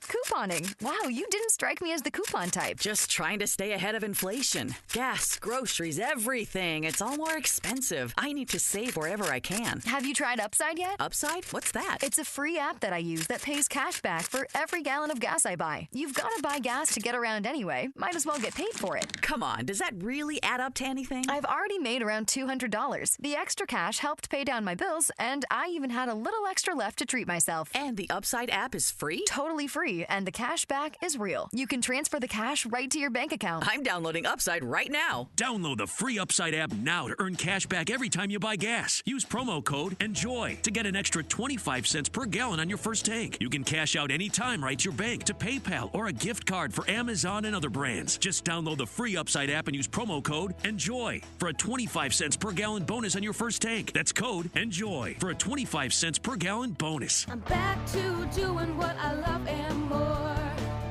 thanks to the Good Feet store. Does it feel like someone's stabbing a knife into your heel? Or does your lower back give you problems as the day goes on? The Good Feet store wants to help you, like we helped Ann. Every time I stood up, pain just shot up my legs. Fortunately, I found the Good Feet store. I went to them after my doctor diagnosed me with plantar fasciitis. And now, thanks to the Good Feet store, I'm 100%. Wouldn't it be nice to get back to doing what you love, like Patrick did? I was in constant pain. Somehow my fiance and I found our way into the Good Feet store. Put my foot on the arch support system. I put them in my shoes, my back, my knees, my ankles. Thank you. Thank you, everybody at the Good Feet store. You gave me my active life back. Learn more or schedule an appointment at goodfeet.com and come in and get your free personalized fitting at the Good Feet store. We have locations in Farmington, Riverton, and Sandy. Thanks to the Good Feet store. Traffic and weather together on KSL, brought to you by UCCU. Earn 4.44% savings on savings at uccu.com. Here's Cormac Bone. Very calm midday drive. You got a whisper of slowing northbound I-15 in Roy in that construction zone, and some light and normal congestion on Bangerter Highway, both directions approaching the 201 freeway. But otherwise, your roadways all across the Wasatch Front looking like a really good drive. Arrive in style for all of life's events, from the first suit to the first dance, preparing to service or starting a life together. Every age, every milestone. For nearly 60 years, Mr. Mack, helping you look your best for all of life's events. Cormac Bone in the KSL Traffic Center. KSL weather will see a high today of 56 degrees and then stay in the mid-50s for most of the week, even with a storm moving in through Tuesday and into Wednesday. That storm will bring valley rain and mountain snow. Right now it's 45 degrees in Salt Lake City. I'm Andy Farnsworth from the KSL Common Spirit Health Studios. Listen online at kslnewsradio.com. We're Utah's news, traffic, and weather station. The all-new Inside Sources. Inside Sources. Your inside access to the people and policies shaping Utah's future. Here are Greg Skordas and Holly Richardson on KSL News Radio. I was listening to a podcast recently, Holly, about something called a prediction market, and I was sort of, they defined how it works and what it was, and I thought to myself, that sounds like gambling. Mm-hmm. And so I thought, how can they do that? They were touting it as a way to understand where trends are and what to do, and that these prediction markets are generally accurate and we can learn something from them. But the more I listened and thought about it, I thought, well, it's gambling. And however you look at it, and in Utah, that would probably be illegal. Well, Utah's one of only 2 states, I think, that still has gambling as illegal. And this does seem like a workaround. So we have with us, and I've called you this before, Jay, Utah's gambling guru, because he knows all the reasons not to do it. And that's Jay Evenson, and he's the opinion editor for the Deseret News. And he just wrote an article that he said that Utah's anti-gambling laws are in danger. So tell us about that. Yeah, I've been writing about this now for a few months, and I'm happy to say that Utah politicians are now understanding and speaking out on this. This goes back about 100 years. In the 1930s, most states had laws against gambling, and the trading markets were worried that those laws would prohibit people from trading in commodities, for example. So they set up a separate regulating commission, the Commodities Futures Trading Commission, so that they would be above or separate from state laws and would allow people to trade in commodities. Now, when we think of commodities, we think of raw materials or agricultural products, but now we've got some of these, I would call them sports books. They don't call themselves that. Kalshi, Fanatics, Polymarket have come on the scene, and they're using the commodities trading markets to allow you to place wagers on virtually anything, any current event, including the outcome of sports games or the performance of certain athletes. And because these are separate from state laws, they can offer this in states like Utah, and the state can do nothing about it. So I'm going to ask a couple of questions just because I'm just naive in this area. So a prediction market, could somebody use that like real time on a basketball game, say this player is going to make 4 rebounds and 5 assists during this game, or is it even faster than that? Well, I believe that it is. You can do that during a game. I haven't used these apps. I don't know how fast they are, but I believe you can do what we call proposition bets, where you wager on the performance of a particular athlete in real time. And now you can put a wager down on whether you think the United States is going to attack Iran. There's no chances are rising. I see on Polymarket. Yes, well, I could probably tell you that, but based on the president's statements. But this is a real threat to Utah law, and one of the complications here is that President Trump is strongly in favor of these trades, as he calls them, or these gambling markets. And they're saying that it's not gambling. And what you do is you buy a contract. You purchase a contract that says the Utah Jazz are going to win tonight. And there's a certain percentage attached to that, which you could call odds. If you are right, then it pays off a certain amount. If you're wrong, it doesn't pay. Now, in regular sports books and gambling, they make money off of losers, right? That place bets and don't win. It's different with these markets.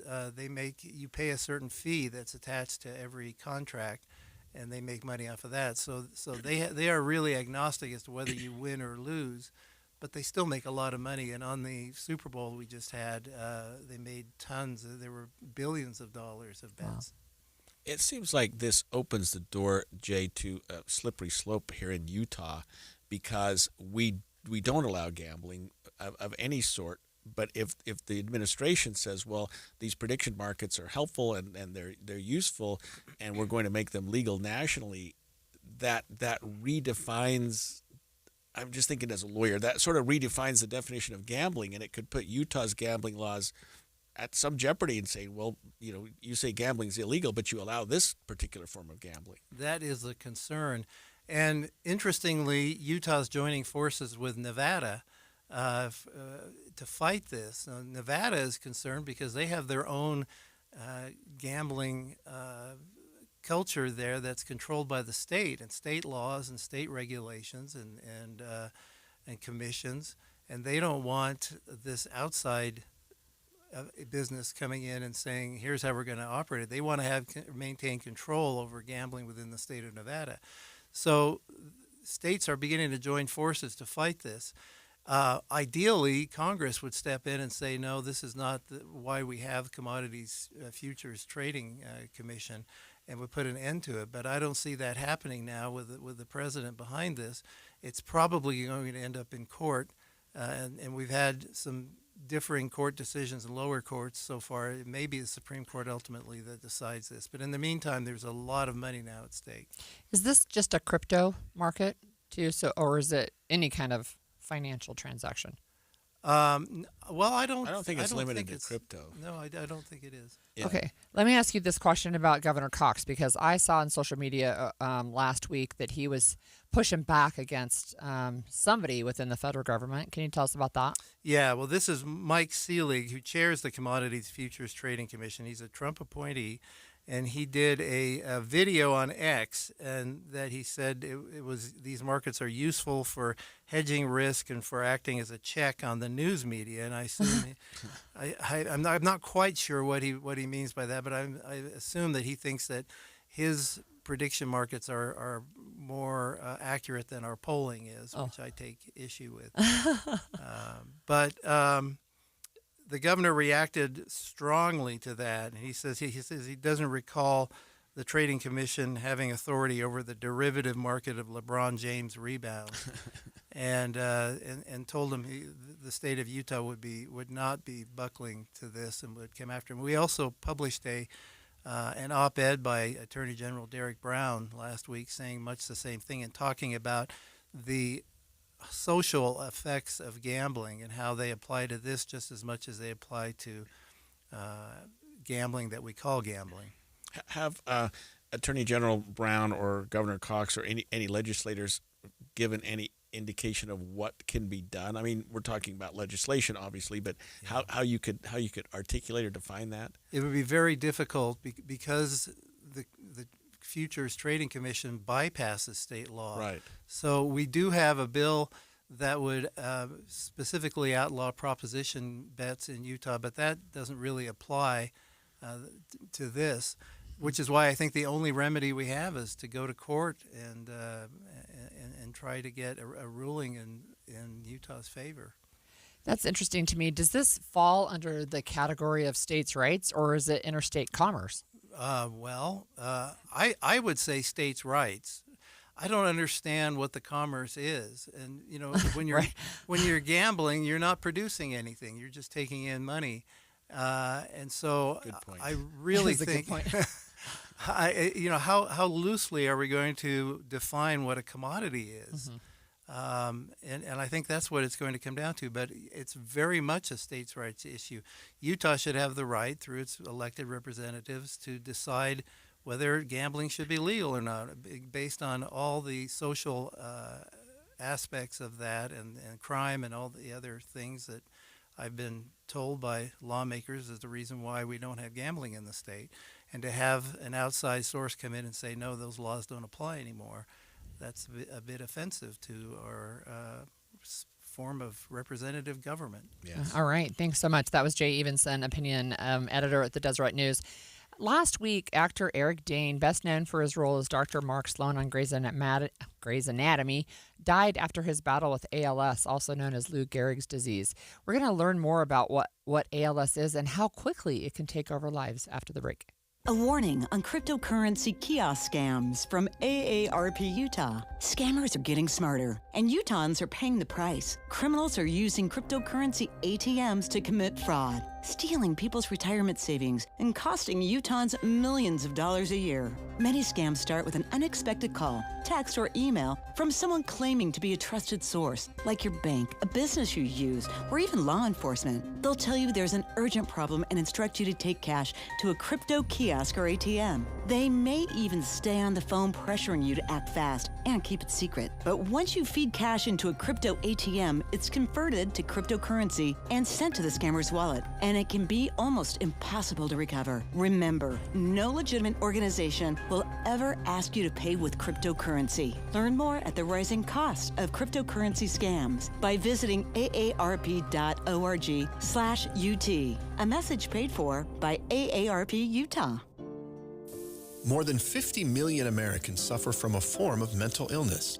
And Utah isn't immune, with nearly 1 in 3 people dealing with anxiety, depression, or another form of mental illness. But there's hope. We can all take action to keep ourselves and our loved ones safe. That's why KSL has teamed with the Huntsman Mental Health Foundation to bring you hope and help you thrive. It's Healthy Mind Matters. Find out more at healthymindmatters.com. Snapshot from Progressive wasn't created for just anybody. Oh no, we made it for you, gradual breakers. You keep your eyes on the road, so you've seen it all. As long as it all happened directly in front of you, like a Swedish masseuse, your foot knows exactly the right amount of pressure to apply to the brake. That's why your passengers feel totally relaxed with you behind the wheel and occasionally super sleepy. With Snapshot, safe drivers like you get personalized rates based on your driving habits. Sign up today at Progressive.com. Progressive Casualty Insurance Company and Affiliates. Snapshot not available in California or from all agents. Wesley Financial Group is not a law firm, and Chuck McDowell definitely not an attorney. This is Chuck. If someone talked you into buying something really silly and you want to get out of that silly little thing, my advice, get the facts. Call me and I'll send you our timeshare exit kit absolutely free. Inside, you'll learn how timeshare works and all your options for cancellation. Call Wesley now for your free exit info kit. 800-290-7100. That's 800-290-7100. Email from school about the incident today. Scary. Tell me about it. Did you have any idea that was going on?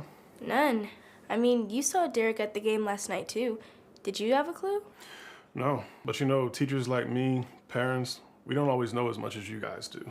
Kids hear first about what's going on with other kids. Half the time, it's rumors. It can be hard to tell sometimes, but if you're ever concerned about a friend who's having trouble with alcohol, prescription drugs, bullying, violence, anything, you need to tell an adult.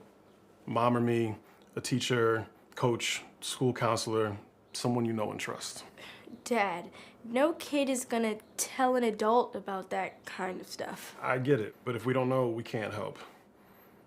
Speaking up about a problem, that's what helping a friend is all about. For more information, visit underagedrinking.samhsa.gov. Getting help with plumbing repairs is easier than you think. All you have to do is call Any Hour Services or schedule an appointment at anyhourservices.com. No one helps more homeowners than Any Hour Services. When your car is making a strange noise, no matter what it is, you can't just pretend it's not happening. That's an interesting sound. It's like your mental health. If you're struggling and feeling overwhelmed, it's important to do something about it. It can be as simple as talking to someone in your community, or just taking a deep, calming breath when you need it. Nice. For mental health resources, check out loveyourmindtoday.org. At loveyourmindtoday.org, you'll find information that may help you get through a tough time. Things like tips for dealing with stress, how to navigate difficulties like financial worries, anger, substance use, and more. You can also find real stories of how people navigated their own mental health challenges. Because once you start to address the problem, you can go so much further. Visit loveyourmindtoday.org. That's loveyourmindtoday.org. Brought to you by the Huntsman Mental Health Institute and the Ad Council. We've got some breaking news, and this is something we even talked about earlier in this show, but the three-judge federal panel in the Utah District Court has made a decision. I'm looking at a 39-page memorandum decision and order, and without getting into the guts, actually we do need to get into the guts of it, but they denied the request by the plaintiffs, which were included Amelia Powers Gardner, others. I think this was actually brought by the two legislators. So there are two congressional representatives. There are county commissioners. I think there was a mayor or two. Right. Anyway, basically, let me just say, bottom line is they're not weighing in. They're not jumping in. Right. They're not going to stay the current maps of the judge. So what happened was that the plaintiffs brought this action under the federal Constitution and said, look, the United States Constitution says that time, place, and manner of holding elections for senators and representatives shall be prescribed in each state by the legislature thereof. So they're looking at the specific language similar to what the state said. The legislature decides the maps, and the court here in the district court here said that's all well and good, but the citizens have also weighed in and said we need to decide them based on these principles, which is no partisan gerrymandering. And so she overrode the legislature, and there was a lawsuit filed in state court. That the appeal came from the Utah Supreme Court Friday, saying you missed the deadline. You didn't file at the right time. We're not going to stay. There was a concurrent action in federal court saying we want you to stay it under federal constitutional grounds. The three-judge panel has issued an opinion, and again, I've got a 39-page opinion that I've had like 3 minutes to read. But they've said, we deny the plaintiff's request for preliminary injunction. So they didn't decide it on the merits, but they just said, we're not going to stay this. So I think the bottom line really is we're going to have those maps that were proposed by Judge Gibson in November. That I don't know if there's any other recourse at this point for the legislature when we're 2 weeks away from filing. Well, I would have said the same thing 2 weeks ago, Right. and then they filed the federal lawsuit. Right. But I would say Fair. this: they're unless they take this particular ruling to the United States Supreme Court, which there's no Would have way to that's going act to be in done. 2 weeks? Because they even say in here the lieutenant governor takes no position on this case. She just said, "I need to know by February 23rd," which was yesterday. What we're doing to redistribute which maps to use. And they said something that's really important here. When a court denies a request for preliminary injunction, they can do it for a number of reasons. The reason that this 3-panel judge said is because plaintiffs have failed to demonstrate a likelihood of success on the merits. In other words, they're saying, we don't think you're going to win anyway. We don't think your case is that good. They didn't decide that they'd lose, but they said, you haven't shown a likelihood of success. So they said, we're not going to enjoin the state's elections law, and they denied their request for a preliminary injunction. So can you just describe in English what does enjoin? So enjoin is to prevent something from occurring. So the judge has, in the district court, issued her ruling that the maps would be the we'll call it the donut hole map. Right. They filed a lawsuit and said, we're going to enjoin that and say that doesn't apply. We're just going to go back to the map that was been previously used. The judge's ruling, we're challenging it on so many levels, not the least of which is separation of powers. It's not a judge's decision; it's the legislature's decision, and it wasn't even the voters' decision, according to them. So we ask that you enjoin that judge's ruling. In other words, throw it out, which takes you back to the default, which was the last election map, because I don't think there's any other map anybody could draw up at this late moment. But the district court, the Supreme Court said you lose because you didn't file it on time. The federal court said you lose because we don't think you're going to win anyway, and so we're not going to enjoin it.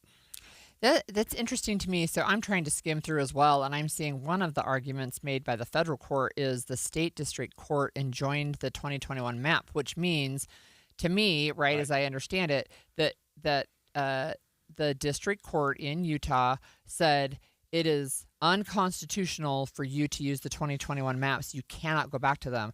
And that was in a previous decision, probably the August one, right? And that's one of the things that this federal court is relying on. Yeah, and last week we did talk with Representative Celeste Malloy, one of the named plaintiffs on this, and she talked to us a little bit about why this was going on. It's the federal map. The only map that's been challenged is the congressional map. And the United States Constitution says that state legislatures draw those maps, and the state constitution says that legislatures draw those maps. And so we're just making sure that we're using all of the tools available to us to make sure we get a good outcome here. So the state has their appeal at the state Supreme Court, and we filed this complaint at the federal court just to make sure that we're getting the questions answered as quickly as we possibly can. So it's I see this argument that they continue to make, the plaintiffs in this case, which is state constitution says, time, place, and manner is decided by the legislature. Federal constitution says time, place, and manner of deciding congressional districts is done by the legislature.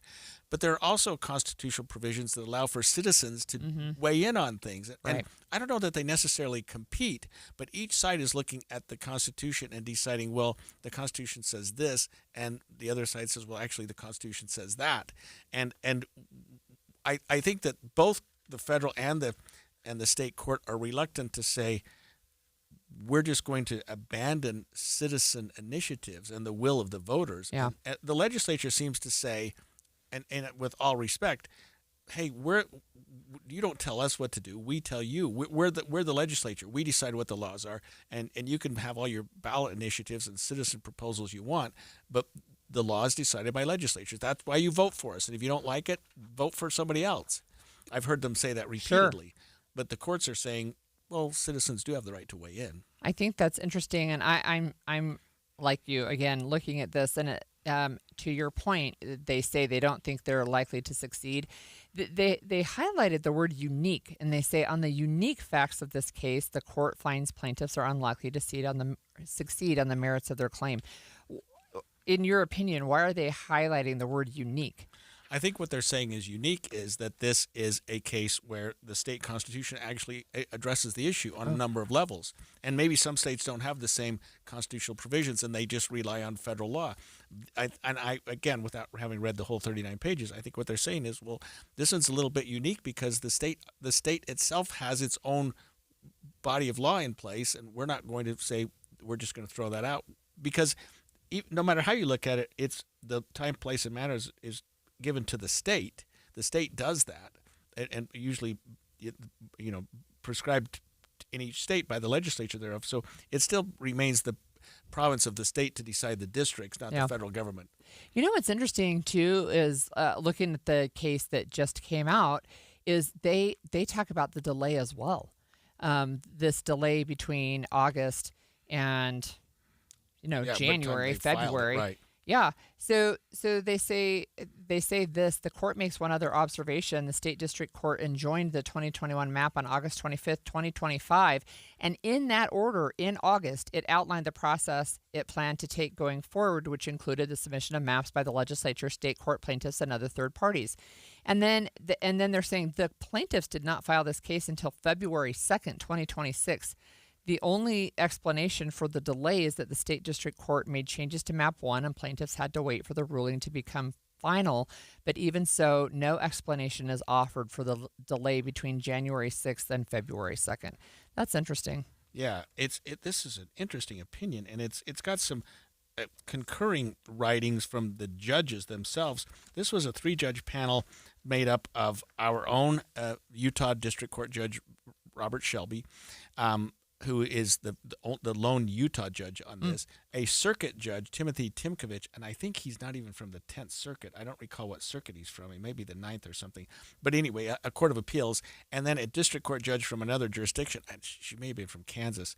But there were 3 different judges that weighed in on this from 3 different areas, not jurisdictions. But it's that's what the law provides. When you're challenging constitutional issues, you get to have a 3-judge panel, and someone, I think the 10th Circuit appointed the 3-judge panel from whatever they decided, and they heard the case, heard the arguments. We listened to the arguments, and they were really interesting.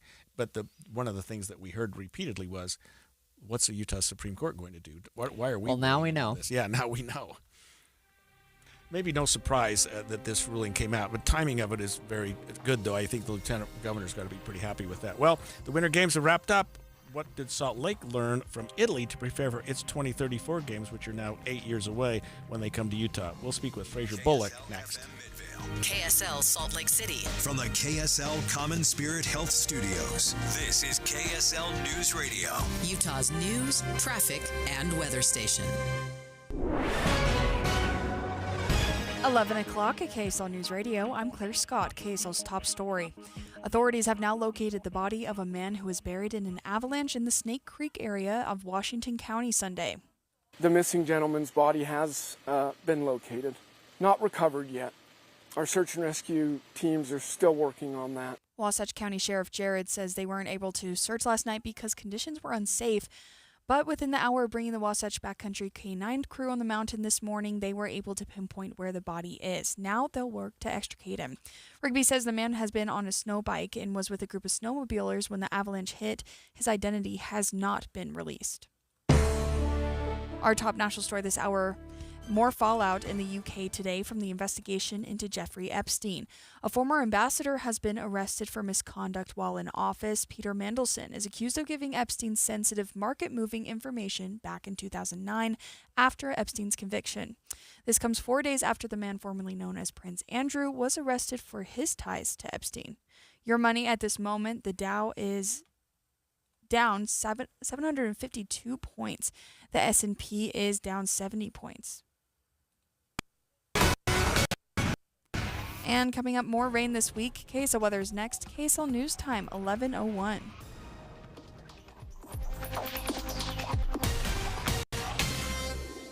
A reminder about the simplest way to get updated for your day. Hit your KSL preset when you jump in the car, and we'll take care of the rest. Hear key news updates and traffic reports. Andy and Amanda from 5 to 9 in your car. KSL News Radio at 102.7 FM. John, what are you doing? Get in my car. So why are you walking to work? Thanks, man. It's these insanely high gas prices. They're draining my bank account. I can't afford to drive anymore. Dude, don't walk. Just do what I do, because I never pay full price for gas anymore. I use the free Upside app that pays you cash back for every gallon of gas you buy. Oh, wait. You're telling me you get paid cash when you buy gas with the Upside app? Yes, I get real cash back every time I buy gas. Does that actually add up to anything? I'll make around $200. Wow, that's serious extra cash. I'm downloading the free Upside app now. Download the free Upside app now to earn real cash back every time you buy gas. Use promo code PROFIT for an extra 25 cents a gallon bonus on your first tank. That's promo code PROFIT. You can cash out anytime right to your bank account, to PayPal, or an e-gift card for Amazon and other brands. Just download the free Upside app and use promo code PROFIT for a 25 cents a gallon bonus on your first tank. That's code PROFIT. Are you considering GLP-1 injections for weight loss? Before you start, ask yourself this. Are you prepared to spend $3,000 to $5,000 per year and stay on the medication long-term to maintain the results? Many prescription weight loss injections require weekly shots, and when the medication is stopped, weight regain is common. Research shows a significant portion of weight lost can come from muscle, which may slow your metabolism and make keeping the weight off even harder. At SLC Fat Loss, they take a different approach. Their doctor-developed program helps men and women lose 20 to 40 pounds in just 60 days safely and naturally. No injections, no synthetic hormones, no long-term dependence. They use real food to reset your metabolism, control hunger and cravings naturally, and help your body burn fat, not muscle. Right now, you can schedule a free 15-minute phone consultation to see if the program is right for you. Go to slcfatloss.com. That's slcfatloss.com. Results may vary. Are your investments in the right accounts? What's best, traditional or Roth? Are you receiving all available tax deductions? Are you paying as little in tax as you can? These are all questions you can't afford to get wrong. Hi, I'm Jeff Jr., founder of Trajan Wealth, and in many cases, it's not what you make, but it's what you keep that makes the real difference. Trajan Wealth and Trajan Tax work closely together exclusively. No more guessing about whether you should do a Roth conversion, or if maxing out your 401k is really the best option. Our nationally recognized fiduciary advisors and CPA team work in tandem to make sure your tax strategy works with your investment strategy. We'll even do your tax preparation. One team, one strategy. Isn't it time for a second opinion? Call Trajan today, 801-207-9900. That's 801-207-9900. Trajan Wealth, an SEC registered investment advisor. Additional services through Trajan Estate and Trajan Tax. Additional disclosures and accreditation at TrajanWealth.com. Traffic and weather together every 10 minutes on the 9s, brought to you by UCCU. Up to $500 for loan transfers. Love where you bank. Here's Ricky Meese. It's a beautiful day up in the canyons if you're hitting the slopes. All clear on the roads, Big and Little Cottonwood, I-80 through Parley's and Weber Canyon in the valley. Freeway traffic rolling along and looking good. No problems there. No matter the weather, your feet can feel fantastic. Find the Good Feet location nearest you at goodfeet.com. Ricky Meese in the KSL Traffic Center. We have another storm moving in, but with highs in the 50s, it'll just be rain in the valleys. Today, though, mostly sunny and a high of 56. Right now, it is 45 and mostly cloudy. I'm Claire Scott from the KSL Common Spirit Health Studios. Listen online at kslnewsradio.com. We're Utah's news, traffic, and weather station. The all-new Inside Sources. Inside Sources. Your inside access to the people and policies shaping Utah's future. Here are Greg Skordas and Holly Richardson on KSL News Radio. Well, the 2026 Winter Games are over, and I have to say this, Holly, if you watch hockey, or even if you don't watch hockey, some of the most exciting parts of these recent games involved the men's and women's hockey teams. Both teams made it to the finals. Both teams played Canada in the finals. The men were favored. The women were... No, wait a minute. The women were favored. The men were not. Both games ended in regulation, in 1-1 ties, and everyone's hanging by the end of their edge of their seats.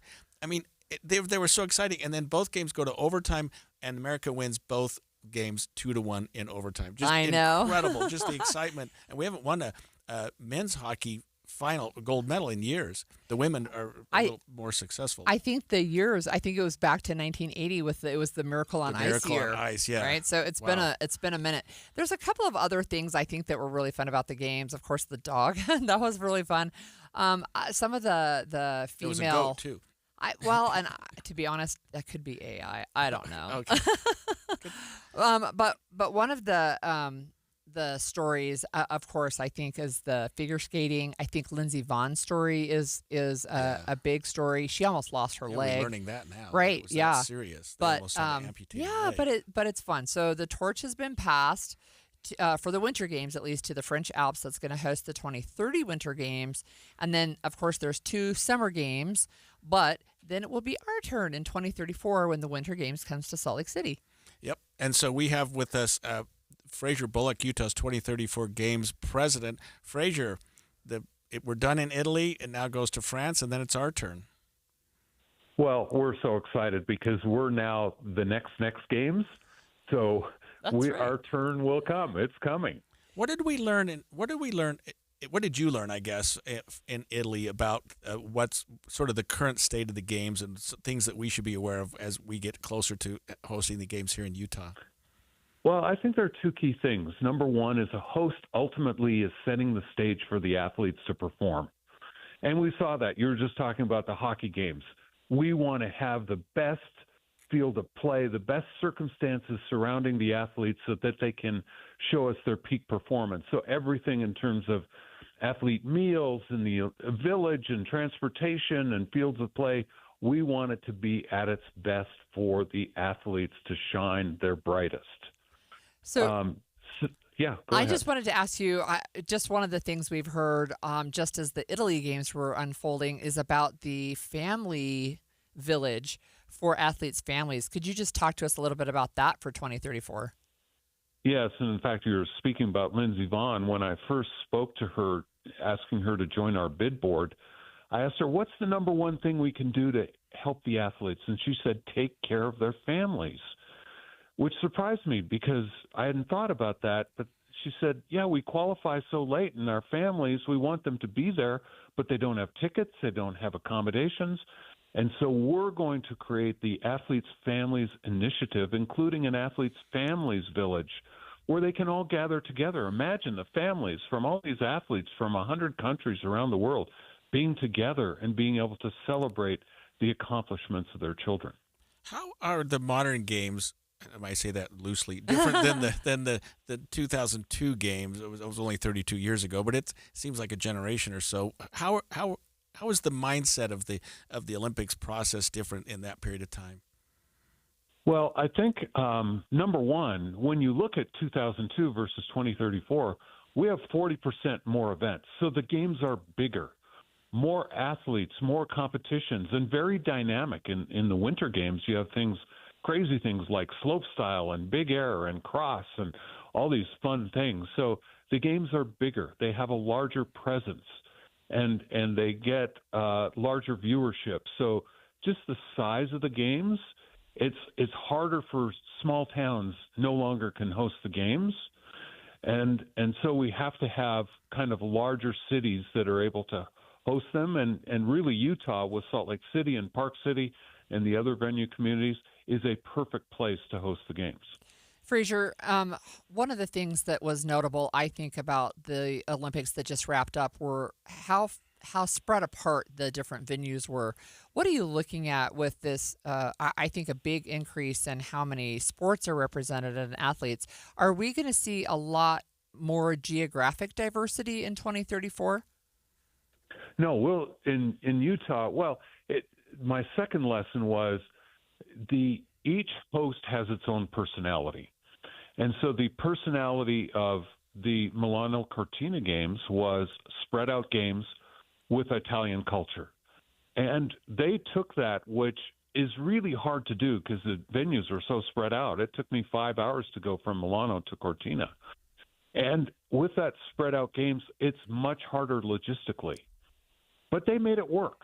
They did a very good job, and you could see the shining. I mean, Cortina is just magnificently beautiful. And so they played to their strengths. And so we in Utah, we're going to have much more compact games. We're not going to be spread out.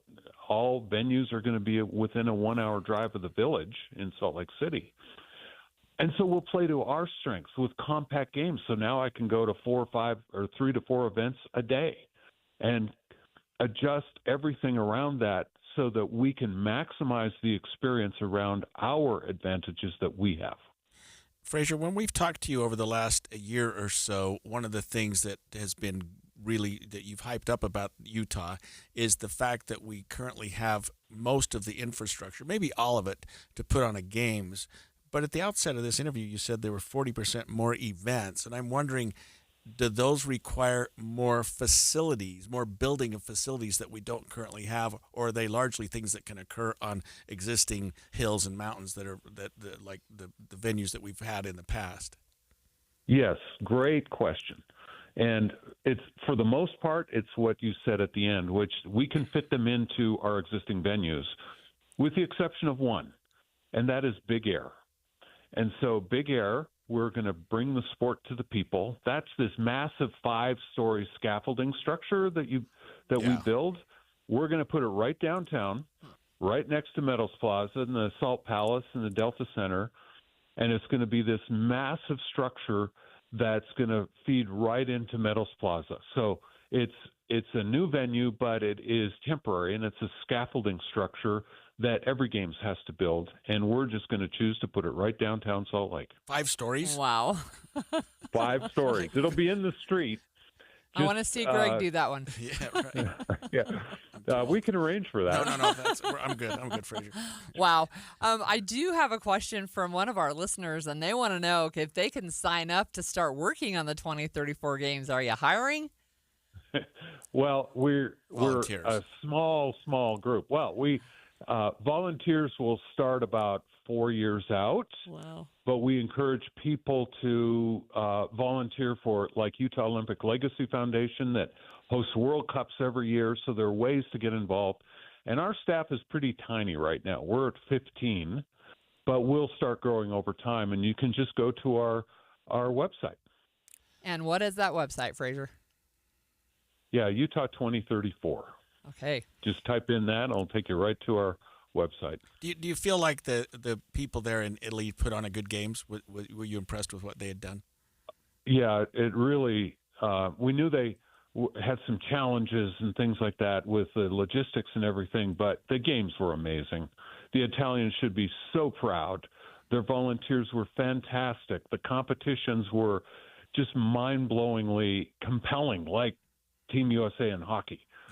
So, I tip my hat to the Italians for the great, and they had the Italian flair. So I'm just so happy for the outcome for them. All right. One final quick question. When does the logo get updated? Well, it's technically a word mark. We will do a full brand release early 2029. Okay. And that's when we're authorized to do it, after the LA Games. All right. Thanks so much. That was Fraser Bullock, the Winter Games president for 2034. When we come back, we're going to talk about some of the tragic avalanches we have seen in Utah over the last few days. Stay with us over this break. Warning on cryptocurrency kiosk scams from AARP Utah. Scammers are getting smarter, and Utahns are paying the price. Criminals are using cryptocurrency ATMs to commit fraud, stealing people's retirement savings and costing Utahns millions of dollars a year. Many scams start with an unexpected call, text, or email from someone claiming to be a trusted source, like your bank, a business you use, or even law enforcement. They'll tell you there's an urgent problem and instruct you to take cash to a crypto kiosk or ATM. They may even stay on the phone pressuring you to act fast and keep it secret. But once you feed cash into a crypto ATM, it's converted to cryptocurrency and sent to the scammer's wallet, and it can be almost impossible to recover. Remember, no legitimate organization will ever ask you to pay with cryptocurrency. Learn more at the rising cost of cryptocurrency scams by visiting aarp.org/UT. A message paid for by AARP Utah. Hi, this is Doug Wright. I've recently seen two just delightful plays at Hale Center Theater. One is called Peter Pan Goes Wrong. When a local drama company stages Peter Pan, the stalwart thespians and crew face about any disaster or mishap that you can imagine, and their distress and their consternation fuels our delight and laughter. This is so much fun, and I challenge you not to laugh. And plus, my favorite radio station even gets a nod in this ill-fated production. And then, on the brand new Beehive stage, two local playwrights, Fox and Dietline, have a brand new musical, Hallmarked. It includes tidbits of every Hallmark movie plot you have ever seen. A young woman heads to Vermont to save a floundering reality cooking show, but she's determined not to be Hallmarked. You're going to love the play. You're going to love the music. Get your tickets at hct.org. Don't forget, Hunchback of Notre Dame coming up on March 9th.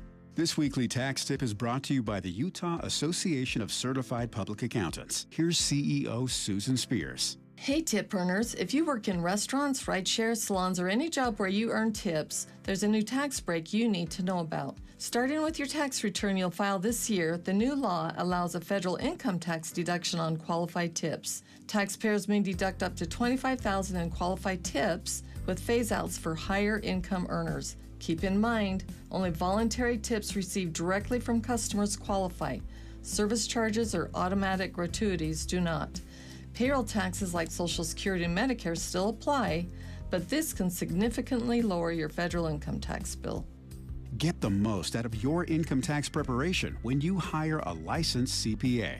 Visit uacpa.org to find a CPA that's right for you. And check out new tax tip videos by following on social media at Talk to Your CPA. This is a special alert to all Americans who own a vehicle with less than 200,000 miles with an auto warranty about to expire or with no warranty coverage at all. Due to a decline in the economy, CarShield is announcing a low-cost month-to-month vehicle protection plan that is now available to the public to save any driver out-of-pocket expenses on future auto repairs. Call now to find out how you can pay almost nothing for covered auto repairs. Yes, you heard that correctly. Pay almost nothing for covered auto repairs. An open phone line has been established for all drivers to call for a free quick quote. Call 800-292-4541 now. Drivers who are covered will not have to pay for covered repairs again. This protection plan is at an all-time low. Additionally, drivers who activate this vehicle protection today will also receive free roadside assistance, free towing, and car rental options at no additional cost. Call us for your free quick quote today. 800-292-4541. That's 800-292-4541. What do you have to lose? Call 800-292-4541. Again, 800-292-4541. Hi, Grandma. Can Nina come over for dinner? Sure. I've been meaning to ask you, what would happen if someone offered you a drink? Grandma! If anyone ever does, I want you to say, no, I have too much respect for my family and I don't want to get in trouble. I promise, Grandma. They really do hear you. For tips on what to say, visit underagedrinking.samhsa.gov. That's underagedrinking.samhsa.gov. This message brought to you by SAMHSA and this station. My savings are gone. Okay, where were they last? Here, right before I spent them on that vacation to Aruba. Weird. Not weird. Not saving now means no money later. For free ways to save, go to feedthepig.org. This message brought to you by the American Institute of CPAs and the Ad Council. Inside Sources. Last week, Utah experienced some fairly significant new weather, especially in the form of snow on our mountains. And we talked with meteorologist Matt Johnson about the fact that the existing snowpack, Holly, was weak. It had been there for some time. It didn't have a very good bonding surface, and so we get like icy, right? Right. On the top. Yeah, we get like 2 or 3 feet of new snow, and some areas almost 4 feet of new snow on top of the weak layer, and it slips, it slides, and it's not sturdy. And we even heard earlier today that authorities have located the body of a man who was buried in the avalanche in the Snake Creek area of Wasatch County. The missing gentleman's body has been located, not recovered yet. Our search and rescue teams are still working on that.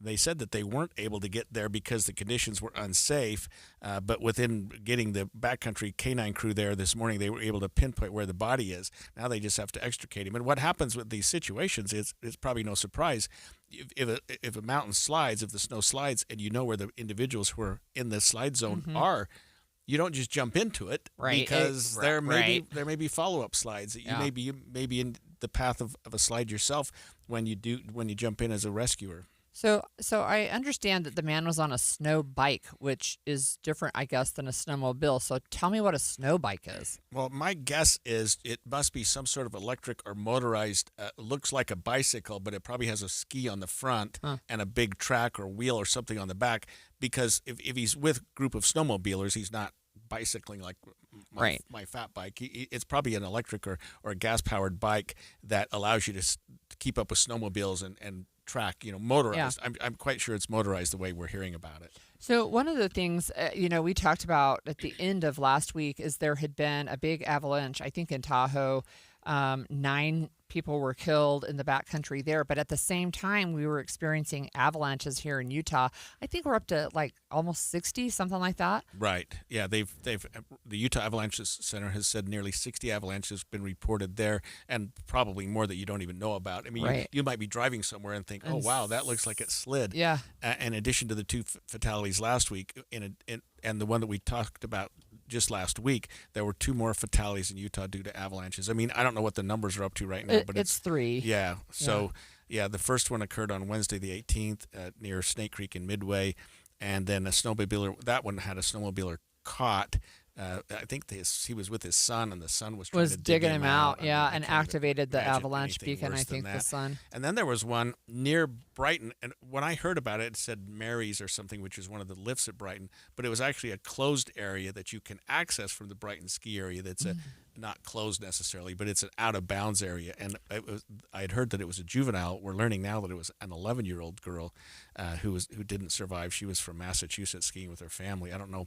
I remember seeing several things over the weekend that there were young adults nearby that were able to help dig her out really quickly, but they weren't able to resuscitate her. Yeah, and then the third one, of course, is the one we just talked about up in the Wasatch County area. Yeah. But two of them were snowmobiles, but the one looked like it was a skier. Yeah, and then there was also another avalanche in one of the Cottonwood canyons where one person was critically injured and another person was injured, but those were 2 more people caught in an avalanche, right? So we had an avalanche in area at Powder Mountain the other day. It wasn't bad, but it slipped. And so when you see that or you hear that, the first thing you do is you go to the area and look for tracks going in. You look to see if there's any chance that somebody was skiing into that. Wow. And if you see tracks that went in and didn't come out, you know that there could be a problem. And so they always look at that. And then they'll do a cursory search anyway with their beacons and go in and see if there's anything beeping, if there's any sign that there could be a person there. So I'm going to ask you this as the ski expert. So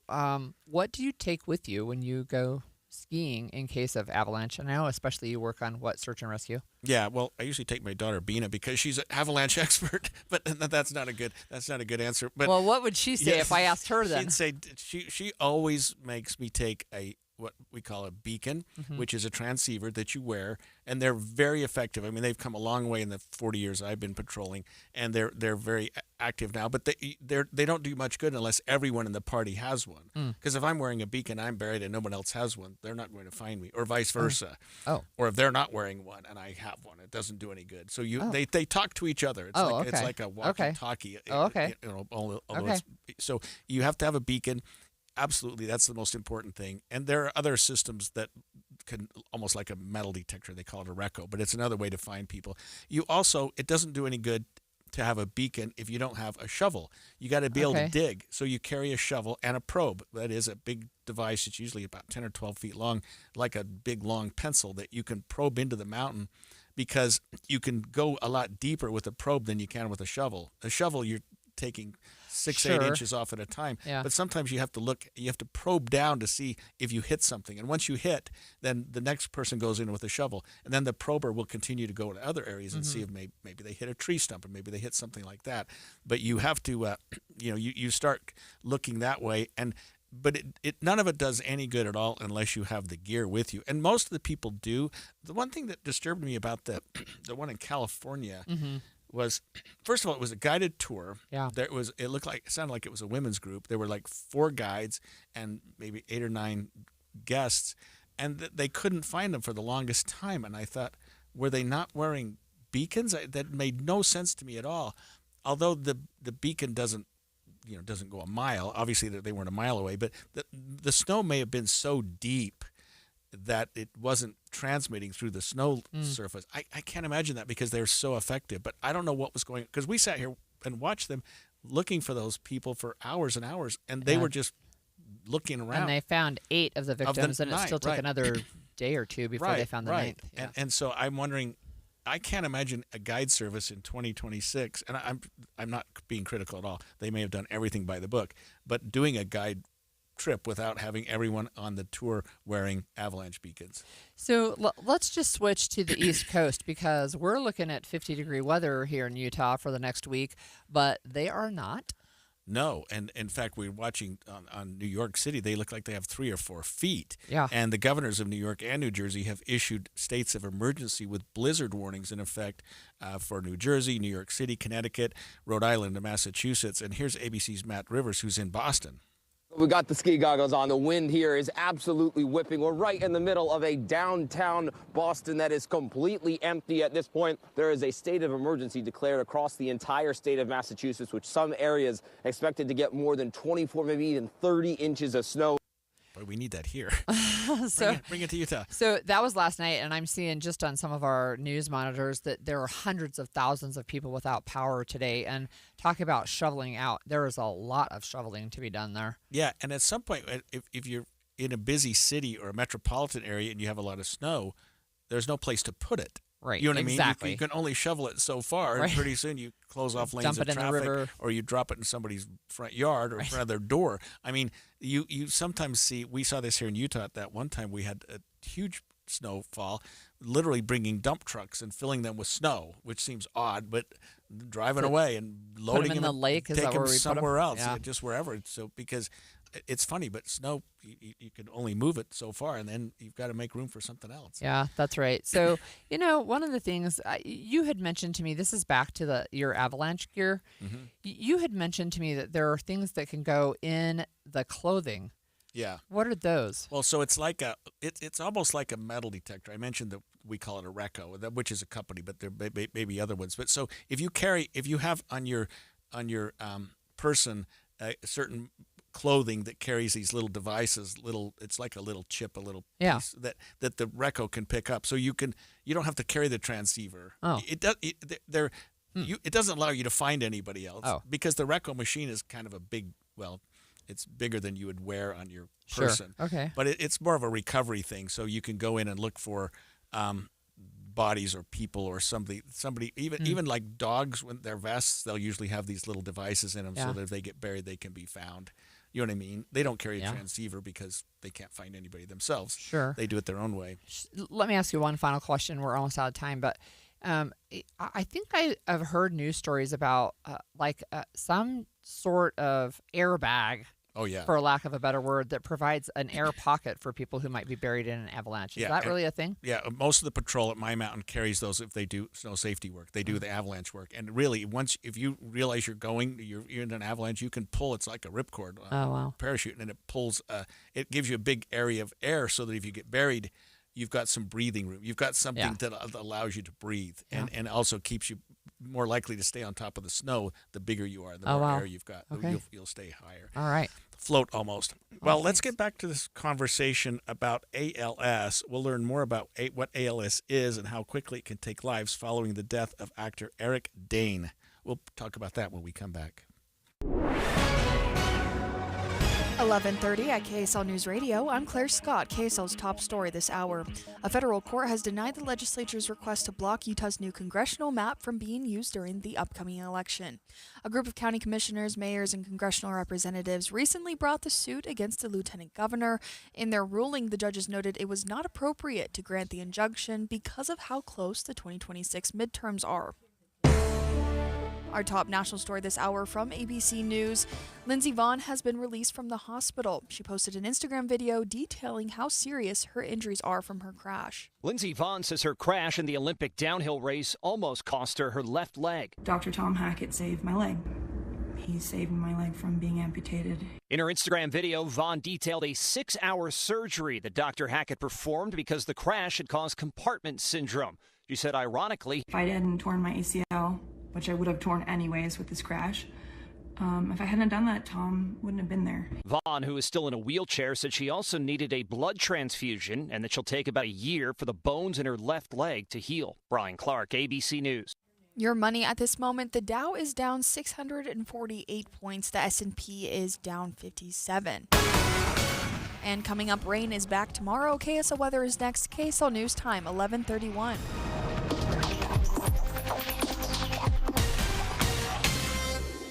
The sources where we get our news matters. When you listen to Utah's Morning News, we want you to feel the stories are important to you and trustworthy. This is Amanda Dixon. And I'm Andy Farnsworth. Join us weekday mornings on KSL News Radio. When you need a new water heater, you need it right now.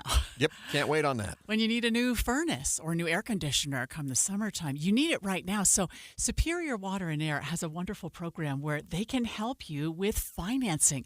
If you need it, get it today and pay it off when you get your tax refund or just over time. And that's one of the great things is they have multiple financing options. It's not just one, okay, you've got to do it this way. It's, you can wait till just after your tax refund. Well, what if you need no payments until later in the year? Yeah. They can work with you like that because, look, they want to help you get you back on your feet with the thing that doesn't work that you got to use. Yeah. And they'll just work with your situation. What a great way to do it. I loved introducing you to my friends at Superior because they're just great people. And when you invite somebody into your home, you want to feel good about them. Yeah, and they're so customer-centric. That was what really impressed me was they wanted to work with me and my family, whatever needs we might have. Right. They want your home to be safe and clean. Superior Water and Air. Here's the number, 801-872-8483, or go to superiorwaterandair.com. I can't believe how spotless my floors look after using the Swiffer Power Mop. No more dragging around a heavy mop and messy bucket. Now I get the same deep clean without all the work. Thanks to the powerful solution and scrubbing pad of the Swiffer Power Mop, dirt and grime don't stand a chance, and I don't break a sweat. Mic drop. Mop drop. Swiffer Power Mop. Swiffer Power Mop. A smarter way to mop. Try it or your money back. Are you 50 or older? This news is for you. The CDC recommends you get vaccinated against pneumococcal pneumonia. Even if you're healthy, your age puts you at risk. People 50 or older are over 6 times more likely to be hospitalized with pneumococcal pneumonia compared to adults 18 to 49. Just one shot can help protect you. Learn more and schedule at vaxassist.com. That's VAXassist.com. Sponsored by Pfizer. Traffic and weather together every 10 minutes on the 9s, brought to you by UCCU. Earn 4.44% on savings at UCCU.com. Here's Ricky Meese. A nice and quiet drive on all the Valley freeways and main secondaries, but downtown drivers, heads up. Salt Lake City PD is working to clear a crash at 9th West and 6th North. At UTA, it's never just a ride from point A to point B. They move independence. They move purpose. They move memories. They move what matters. You. Plan your trip at rideuta.com. Ricky Meese in the KSL Traffic Center. Another storm arrives tomorrow, developing in the afternoon. It will continue into Wednesday with highs in the 50s. It stays warm in the valley through the weekend. Right now, 45 and mostly cloudy. I'm Claire Scott from the KSL Common Spirit Health Studios. Listen online at kslnewsradio.com for Utah's news, traffic, and weather station. The all-new Inside Sources. Inside Sources. Your inside access to the people and policies shaping Utah's future. Here are Greg Skordas and Holly Richardson on KSL News Radio. Eric Dane, the actor best known for his role as Dr. Mark Sloan on the medical series Grey's Anatomy, has died at the age of 53. His family announced that last Thursday. In April 2025, he did announce that he'd been diagnosed with ALS, which I think is Lou Gehrig's disease. Yeah, it is. And then Netflix just released an interview with him that took part of what they call a famous last words series. This is really interesting. It was recorded in November 2025. It was intended to only be used after his death, and this is the message that he gave to his daughters. I want to tell you 4 things I've learned from this disease, and I hope you won't just listen to me. I hope you'll hear me. First, live now, right now, in the present. It's hard, but I learned to do that. For years, I would wander off mentally, lost in my head for long chunks of time, wallowing in worry and self-pity, shame, and doubt. I'd replay decisions, second-guess myself. I should have done this, I never should have done that. No more. A little bit hard to understand, but certainly compelling language. I mean, what an interesting thing to have done, to recorded your last words to your loved ones. So we have with us Suzanne Schrag, and she's the CEO of ALS United Rocky Mountain. Suzanne, thanks for joining us today. Thank you for having me, Greg and Holly. I'm wondering if you can tell us, first of all, just a little bit about ALS. That's I know it's also called Lou Gehrig's disease, and then like how quickly it can act, because it seems like from his announcement to death was less than a year. That seems really fast. Yes, that was quicker. Well, to start with, ALS, which is also known as Lou Gehrig's disease, and for those that remember, also had to do with the Ice Bucket Challenge. The ALS is a progressive neurological disease. It attacks the nerve cells that control the muscles. So over time, the brain can no longer send the signals to the muscles, and that is going to cause weakness and paralysis. It slowly takes away a person's ability to move, to speak, to eat, and eventually to breathe. The ability to walk, dress yourself, hold a phone, silverware, toothbrush, or speak starts to slur like you heard with Eric. That is lost, and it is going to require assistance with daily life skills as the disease progresses. The average age, the average span for ALS is 2 to 5 years, but more than half the people will die in less than 36 months. But 1 year is quick. How does a person, is it genetic, or how does a person get ALS? Well, the majority of the time, ALS is sporadic, which means it just occurs out of the blue, and 90% of the cases occur sporadically. There is a genetic component, and that happens about 10% of the time. Wow. So what are some of the early symptoms of ALS? And maybe could you give us a little bit of background about why we also call it Lou Gehrig's disease? Sure. So some of the early symptoms of ALS might be tripping because there is weakness in somebody's legs and their feet, and often what occurs is a foot drop. And all that means is that when you take a step, you're not able to hold your foot up high enough, and that you kind of catch it, and you do a little kind of catch yourself. That's very common. Or also, if it starts in your hands and your fingers, trying to grasp onto, like I mentioned, silverware, hold a pen, hold your phone. 75% of the time, it's going to start in a person's limb, so it could be one of those. But that's not guaranteed, because it could also start in the shoulder. So carrying a box or putting something up over your head, it can start that way. 25% of the time, it's going to start with your speech or with your swallowing and being able to eat and breathing. So what does the medical community usually do in the early stages of ALS? What can be done? Well, and what a lot of it's going to be is going to be symptom management and symptom treatment. So there's no cure for ALS at this time. There are a couple of drugs that can slow down the disease, but it's going to start with, if you're having foot drop, where you're having difficulty walking, well, let's get you a foot brace so that you can walk, save energy, and be safe. As things progress, they'll move on to different types of equipment, including a walker or a wheelchair.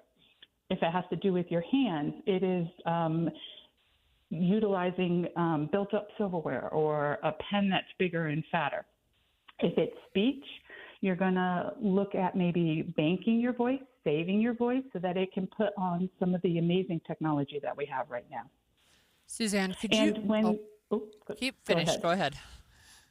And when it affects somebody's breathing, there are respiratory devices that can help make that easier for you. And so somebody may get something called a BiPAP. Okay, I wanted to ask you about the impact on family members and friends. It sounds to me like there's a lot of care, probably often provided by the family as the disease progresses. But what kind of support does your organization provide for family members? Well, we support the entire community that is working with people with ALS. So it's not just the person who is diagnosed. It is a family disease. As you mentioned, all of the family members and the friends that are coming in to help with the care. If you think about your daily life and everything that you do around your home and your bills and all that stuff, that is slowly moving over to the spouse, if there is one, or to other people. But then as the disease progresses, as I mentioned, being able to care for yourself means getting dressed, taking a shower, brushing your hair. Somebody is going to need to help do that. And especially when you think of families that have children, whether they are young children or, in high school, care is going to be a part of their life too. And we have to acknowledge that and help them through the changes that are happening within their family life. Suzanne, you mentioned earlier that there's no cure to ALS, but are there any promising findings from our scientific or medical community? Is there anything going on in terms of research that gives you and your organization some hope that there may be a cure in the future? We do have a lot of hope that is on the horizon. Recently, and when I say recently, I'm meaning in the last couple of years, there is a new drug that is targeting one of the genes that some of the people who have familial ALS, and that is giving the researchers information on how to address people who don't have it in their family the same way.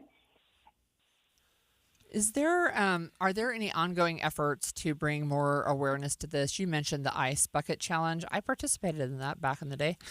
And it raised a fair amount of money for research, if I understand correctly. It did. It raised a significant amount of research, and a number of the genes that they have discovered has come from that research. And when they learn something new about the disease, then they have a new target. So there's a lot of research that is going towards those new targets that we have a lot of hope for. And raising awareness, that is a part of why I am just so thankful that you guys are having me on, because until somebody of Eric Dane's stature or somebody who knows somebody with ALS gets to that level, the awareness goes back on the kind of back burner. The Ice Bucket brought it to the forefront again. Then there was a number of movies. And so it kind of comes and goes. And really what we want to do as an organization is keep it in the forefront of people's minds. And that's what the community wants and needs. Very well. Thank you, Suzanne. That was Suzanne Schrag, of the CEO of the ALS United Rocky Mountain. I didn't know a lot about ALS. I think I learned more in the last 10 minutes than I've learned forever. But you always think that there's a cure for everything and that they're doing something, and this one is insidious. I mean, there's not really a cure. There's some things, and it can take lives within a very short period of time. That listening to that man, Eric Dane, I'm not familiar with him at all, although I've seen pictures of him. Seemed like he was a very popular actor. Just listening to him talk to his kids. He was losing the ability to not slur his words. Really hard to understand part of it, but pretty compelling. Yeah. So. Okay, so you can find out more information about ALS, I think, by going to their website. So when we come back, we have got to talk about this monkey. So have you seen Punch the monkey? I have not. I don't know why his name is Punch, but he's a little baby monkey, and he was abandoned by his biological mother, and he's went viral over the weekend because he has this little orange stuffy that is so orangutan. cute. Yeah. Okay. See, you have seen it. I've seen it. Yep. We're going to talk about Punch the monkey when we come back. KSL Broadcast Group contests are open to participants 18 years of age and older that are residents of Utah, unless otherwise specified. Employees or agents of the station, Bonneville International Corporation, other area radio stations, or any entity associated with the contest may not enter. Persons who have won in the last 30, 60, or 90 days from a station contest or event may not be eligible. Full general contest rules are available at kslnewsradio.com/contests. This is a special alert to all Americans who own a vehicle with less than 200,000 miles with an auto warranty about to expire or with no warranty coverage at all. Due to a decline in the economy, CarShield is announcing a low-cost month-to-month vehicle protection plan that is now available to the public to save any driver out-of-pocket expenses on future auto repairs. Call now to find out how you can pay almost nothing for covered auto repairs. Yes, you heard that correctly. Pay almost nothing for covered auto repairs. An open phone line has been established for all drivers to call for a free quick quote. Call 800-292-4541 now. Drivers who are covered will not have to pay for covered repairs again. This protection plan is at an all-time low. Additionally, drivers who activate this vehicle protection today will also receive free roadside assistance, free towing, and car rental options at no additional cost. Call us for your free quick quote today. 800-292-4541. That's 800-292-4541. What do you have to lose? Call 800-292-4541. Again, 800-292-4541. Trying to make sense of the markets? Looking to diversify out of all the craziness? Thinking about tangible assets like precious metals? Listen to The Gold Show with Kenny Michaels right here on KSL at 3 p.m. Sunday afternoons. Stay up to date on retirement trends, how the IRA rollover process works, and why investors are turning to physical gold. Kenny is a national talk show host with decades of experience in the markets. Tune in for Kenny's Insights and The Gold Show this Sunday afternoon at 3. We asked parents who adopted teens to share their journey. There are many times I thought, I can't do this. I mean, what parent isn't worried about? What am I not doing right? What am I not doing enough? And then I realized, wait, that's being a parent.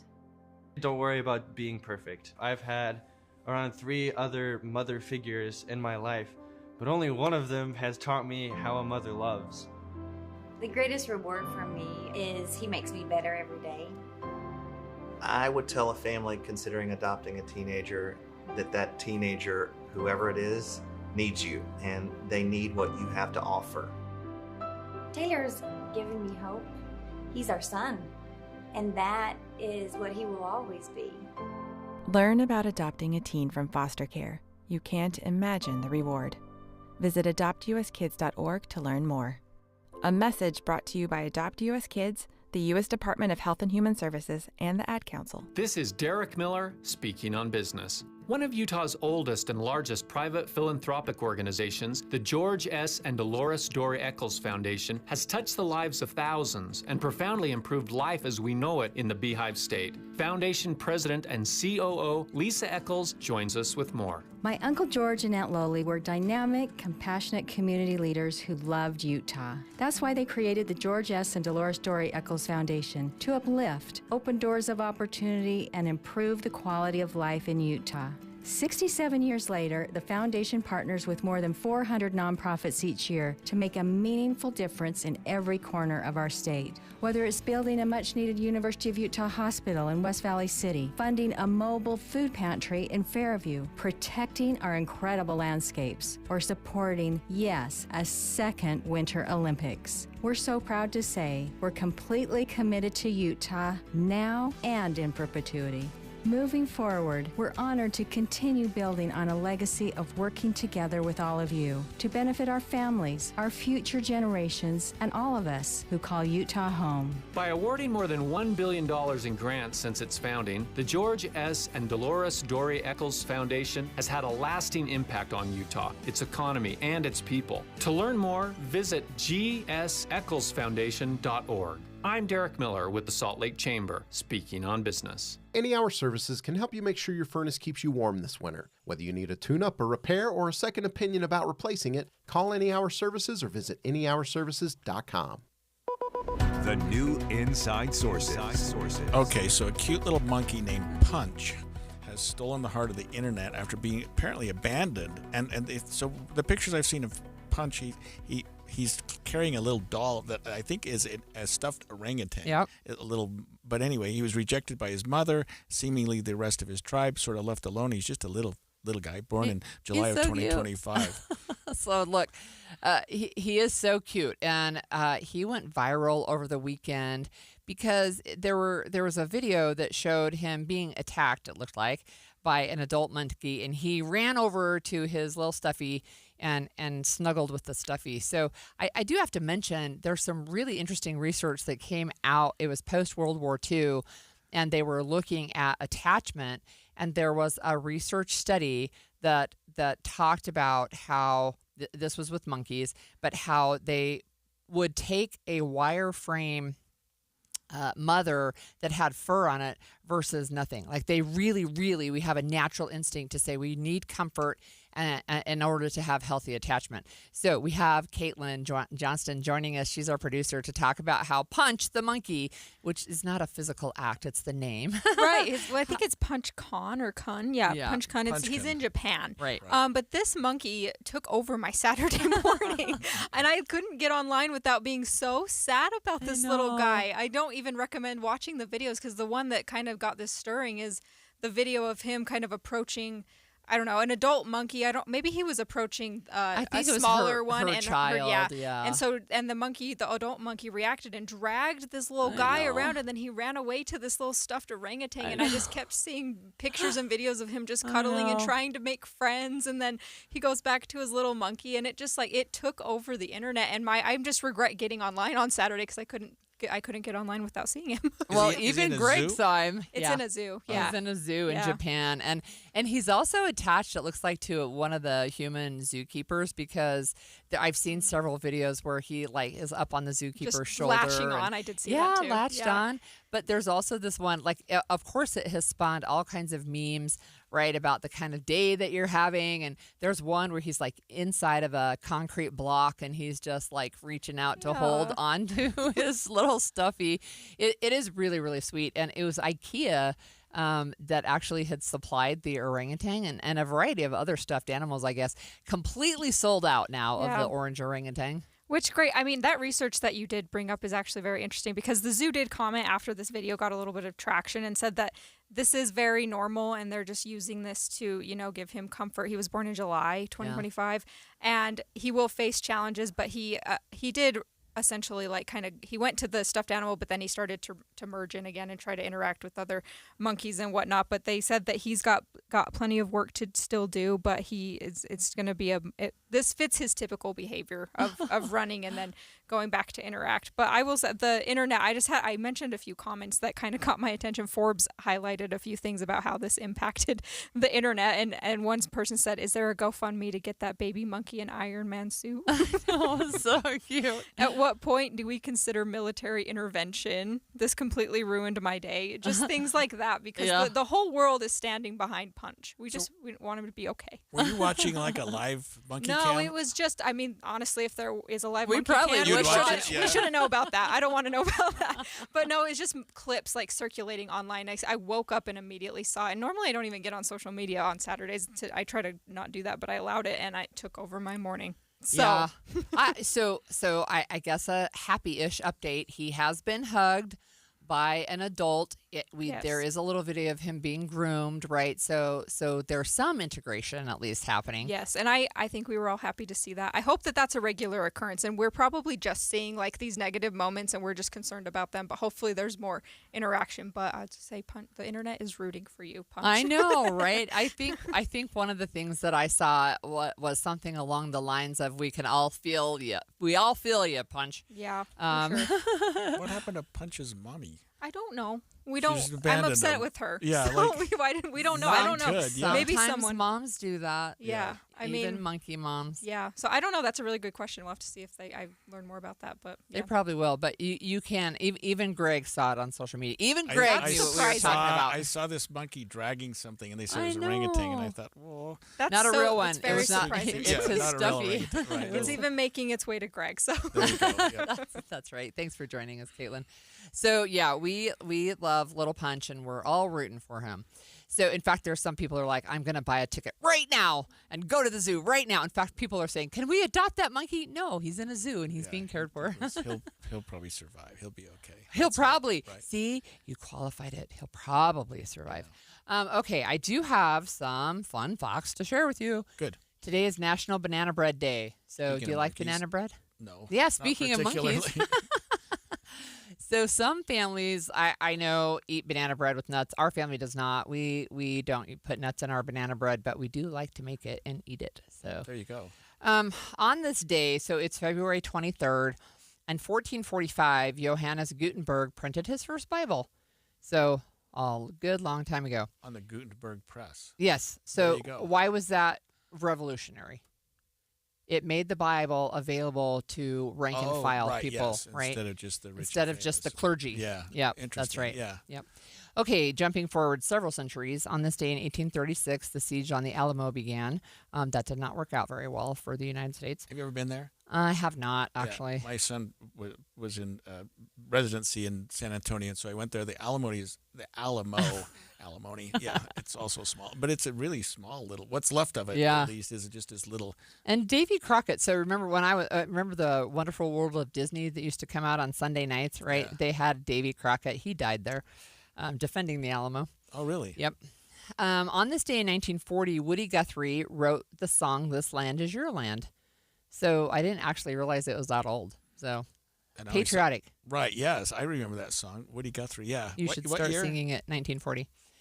1940. So in 1945, the U.S. Marines raised the American flag on Iwo Jima. So we talked just a few days ago. Right. Yeah, the famous, iconic. Now it's a statue, a sculpture, not a statue. Right.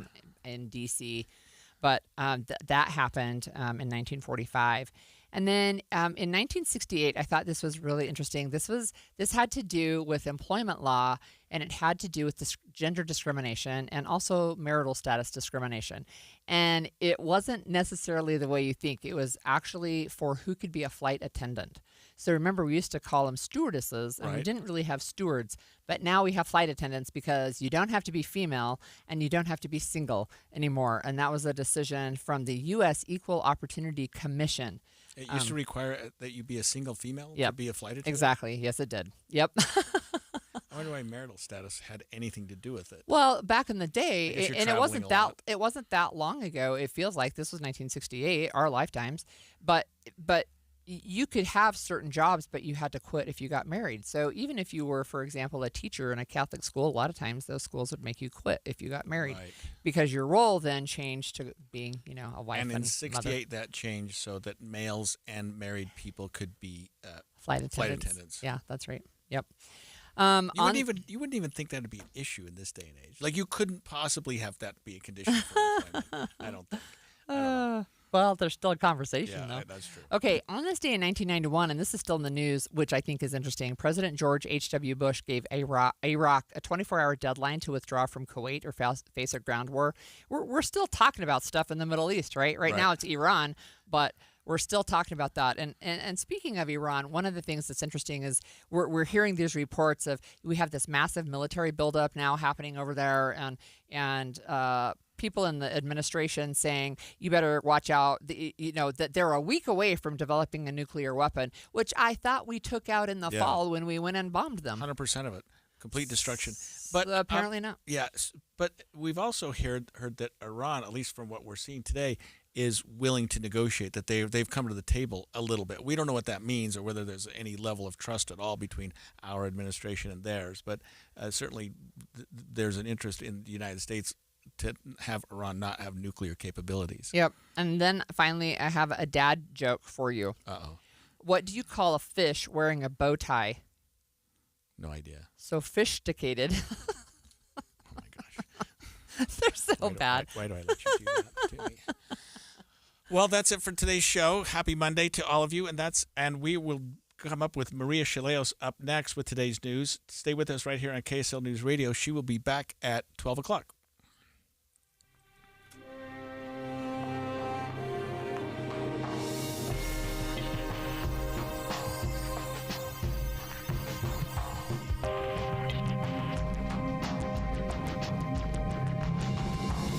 KSL FM Midvale. KSL Salt Lake City. From the KSL Common Spirit Health Studios, this is KSL News Radio.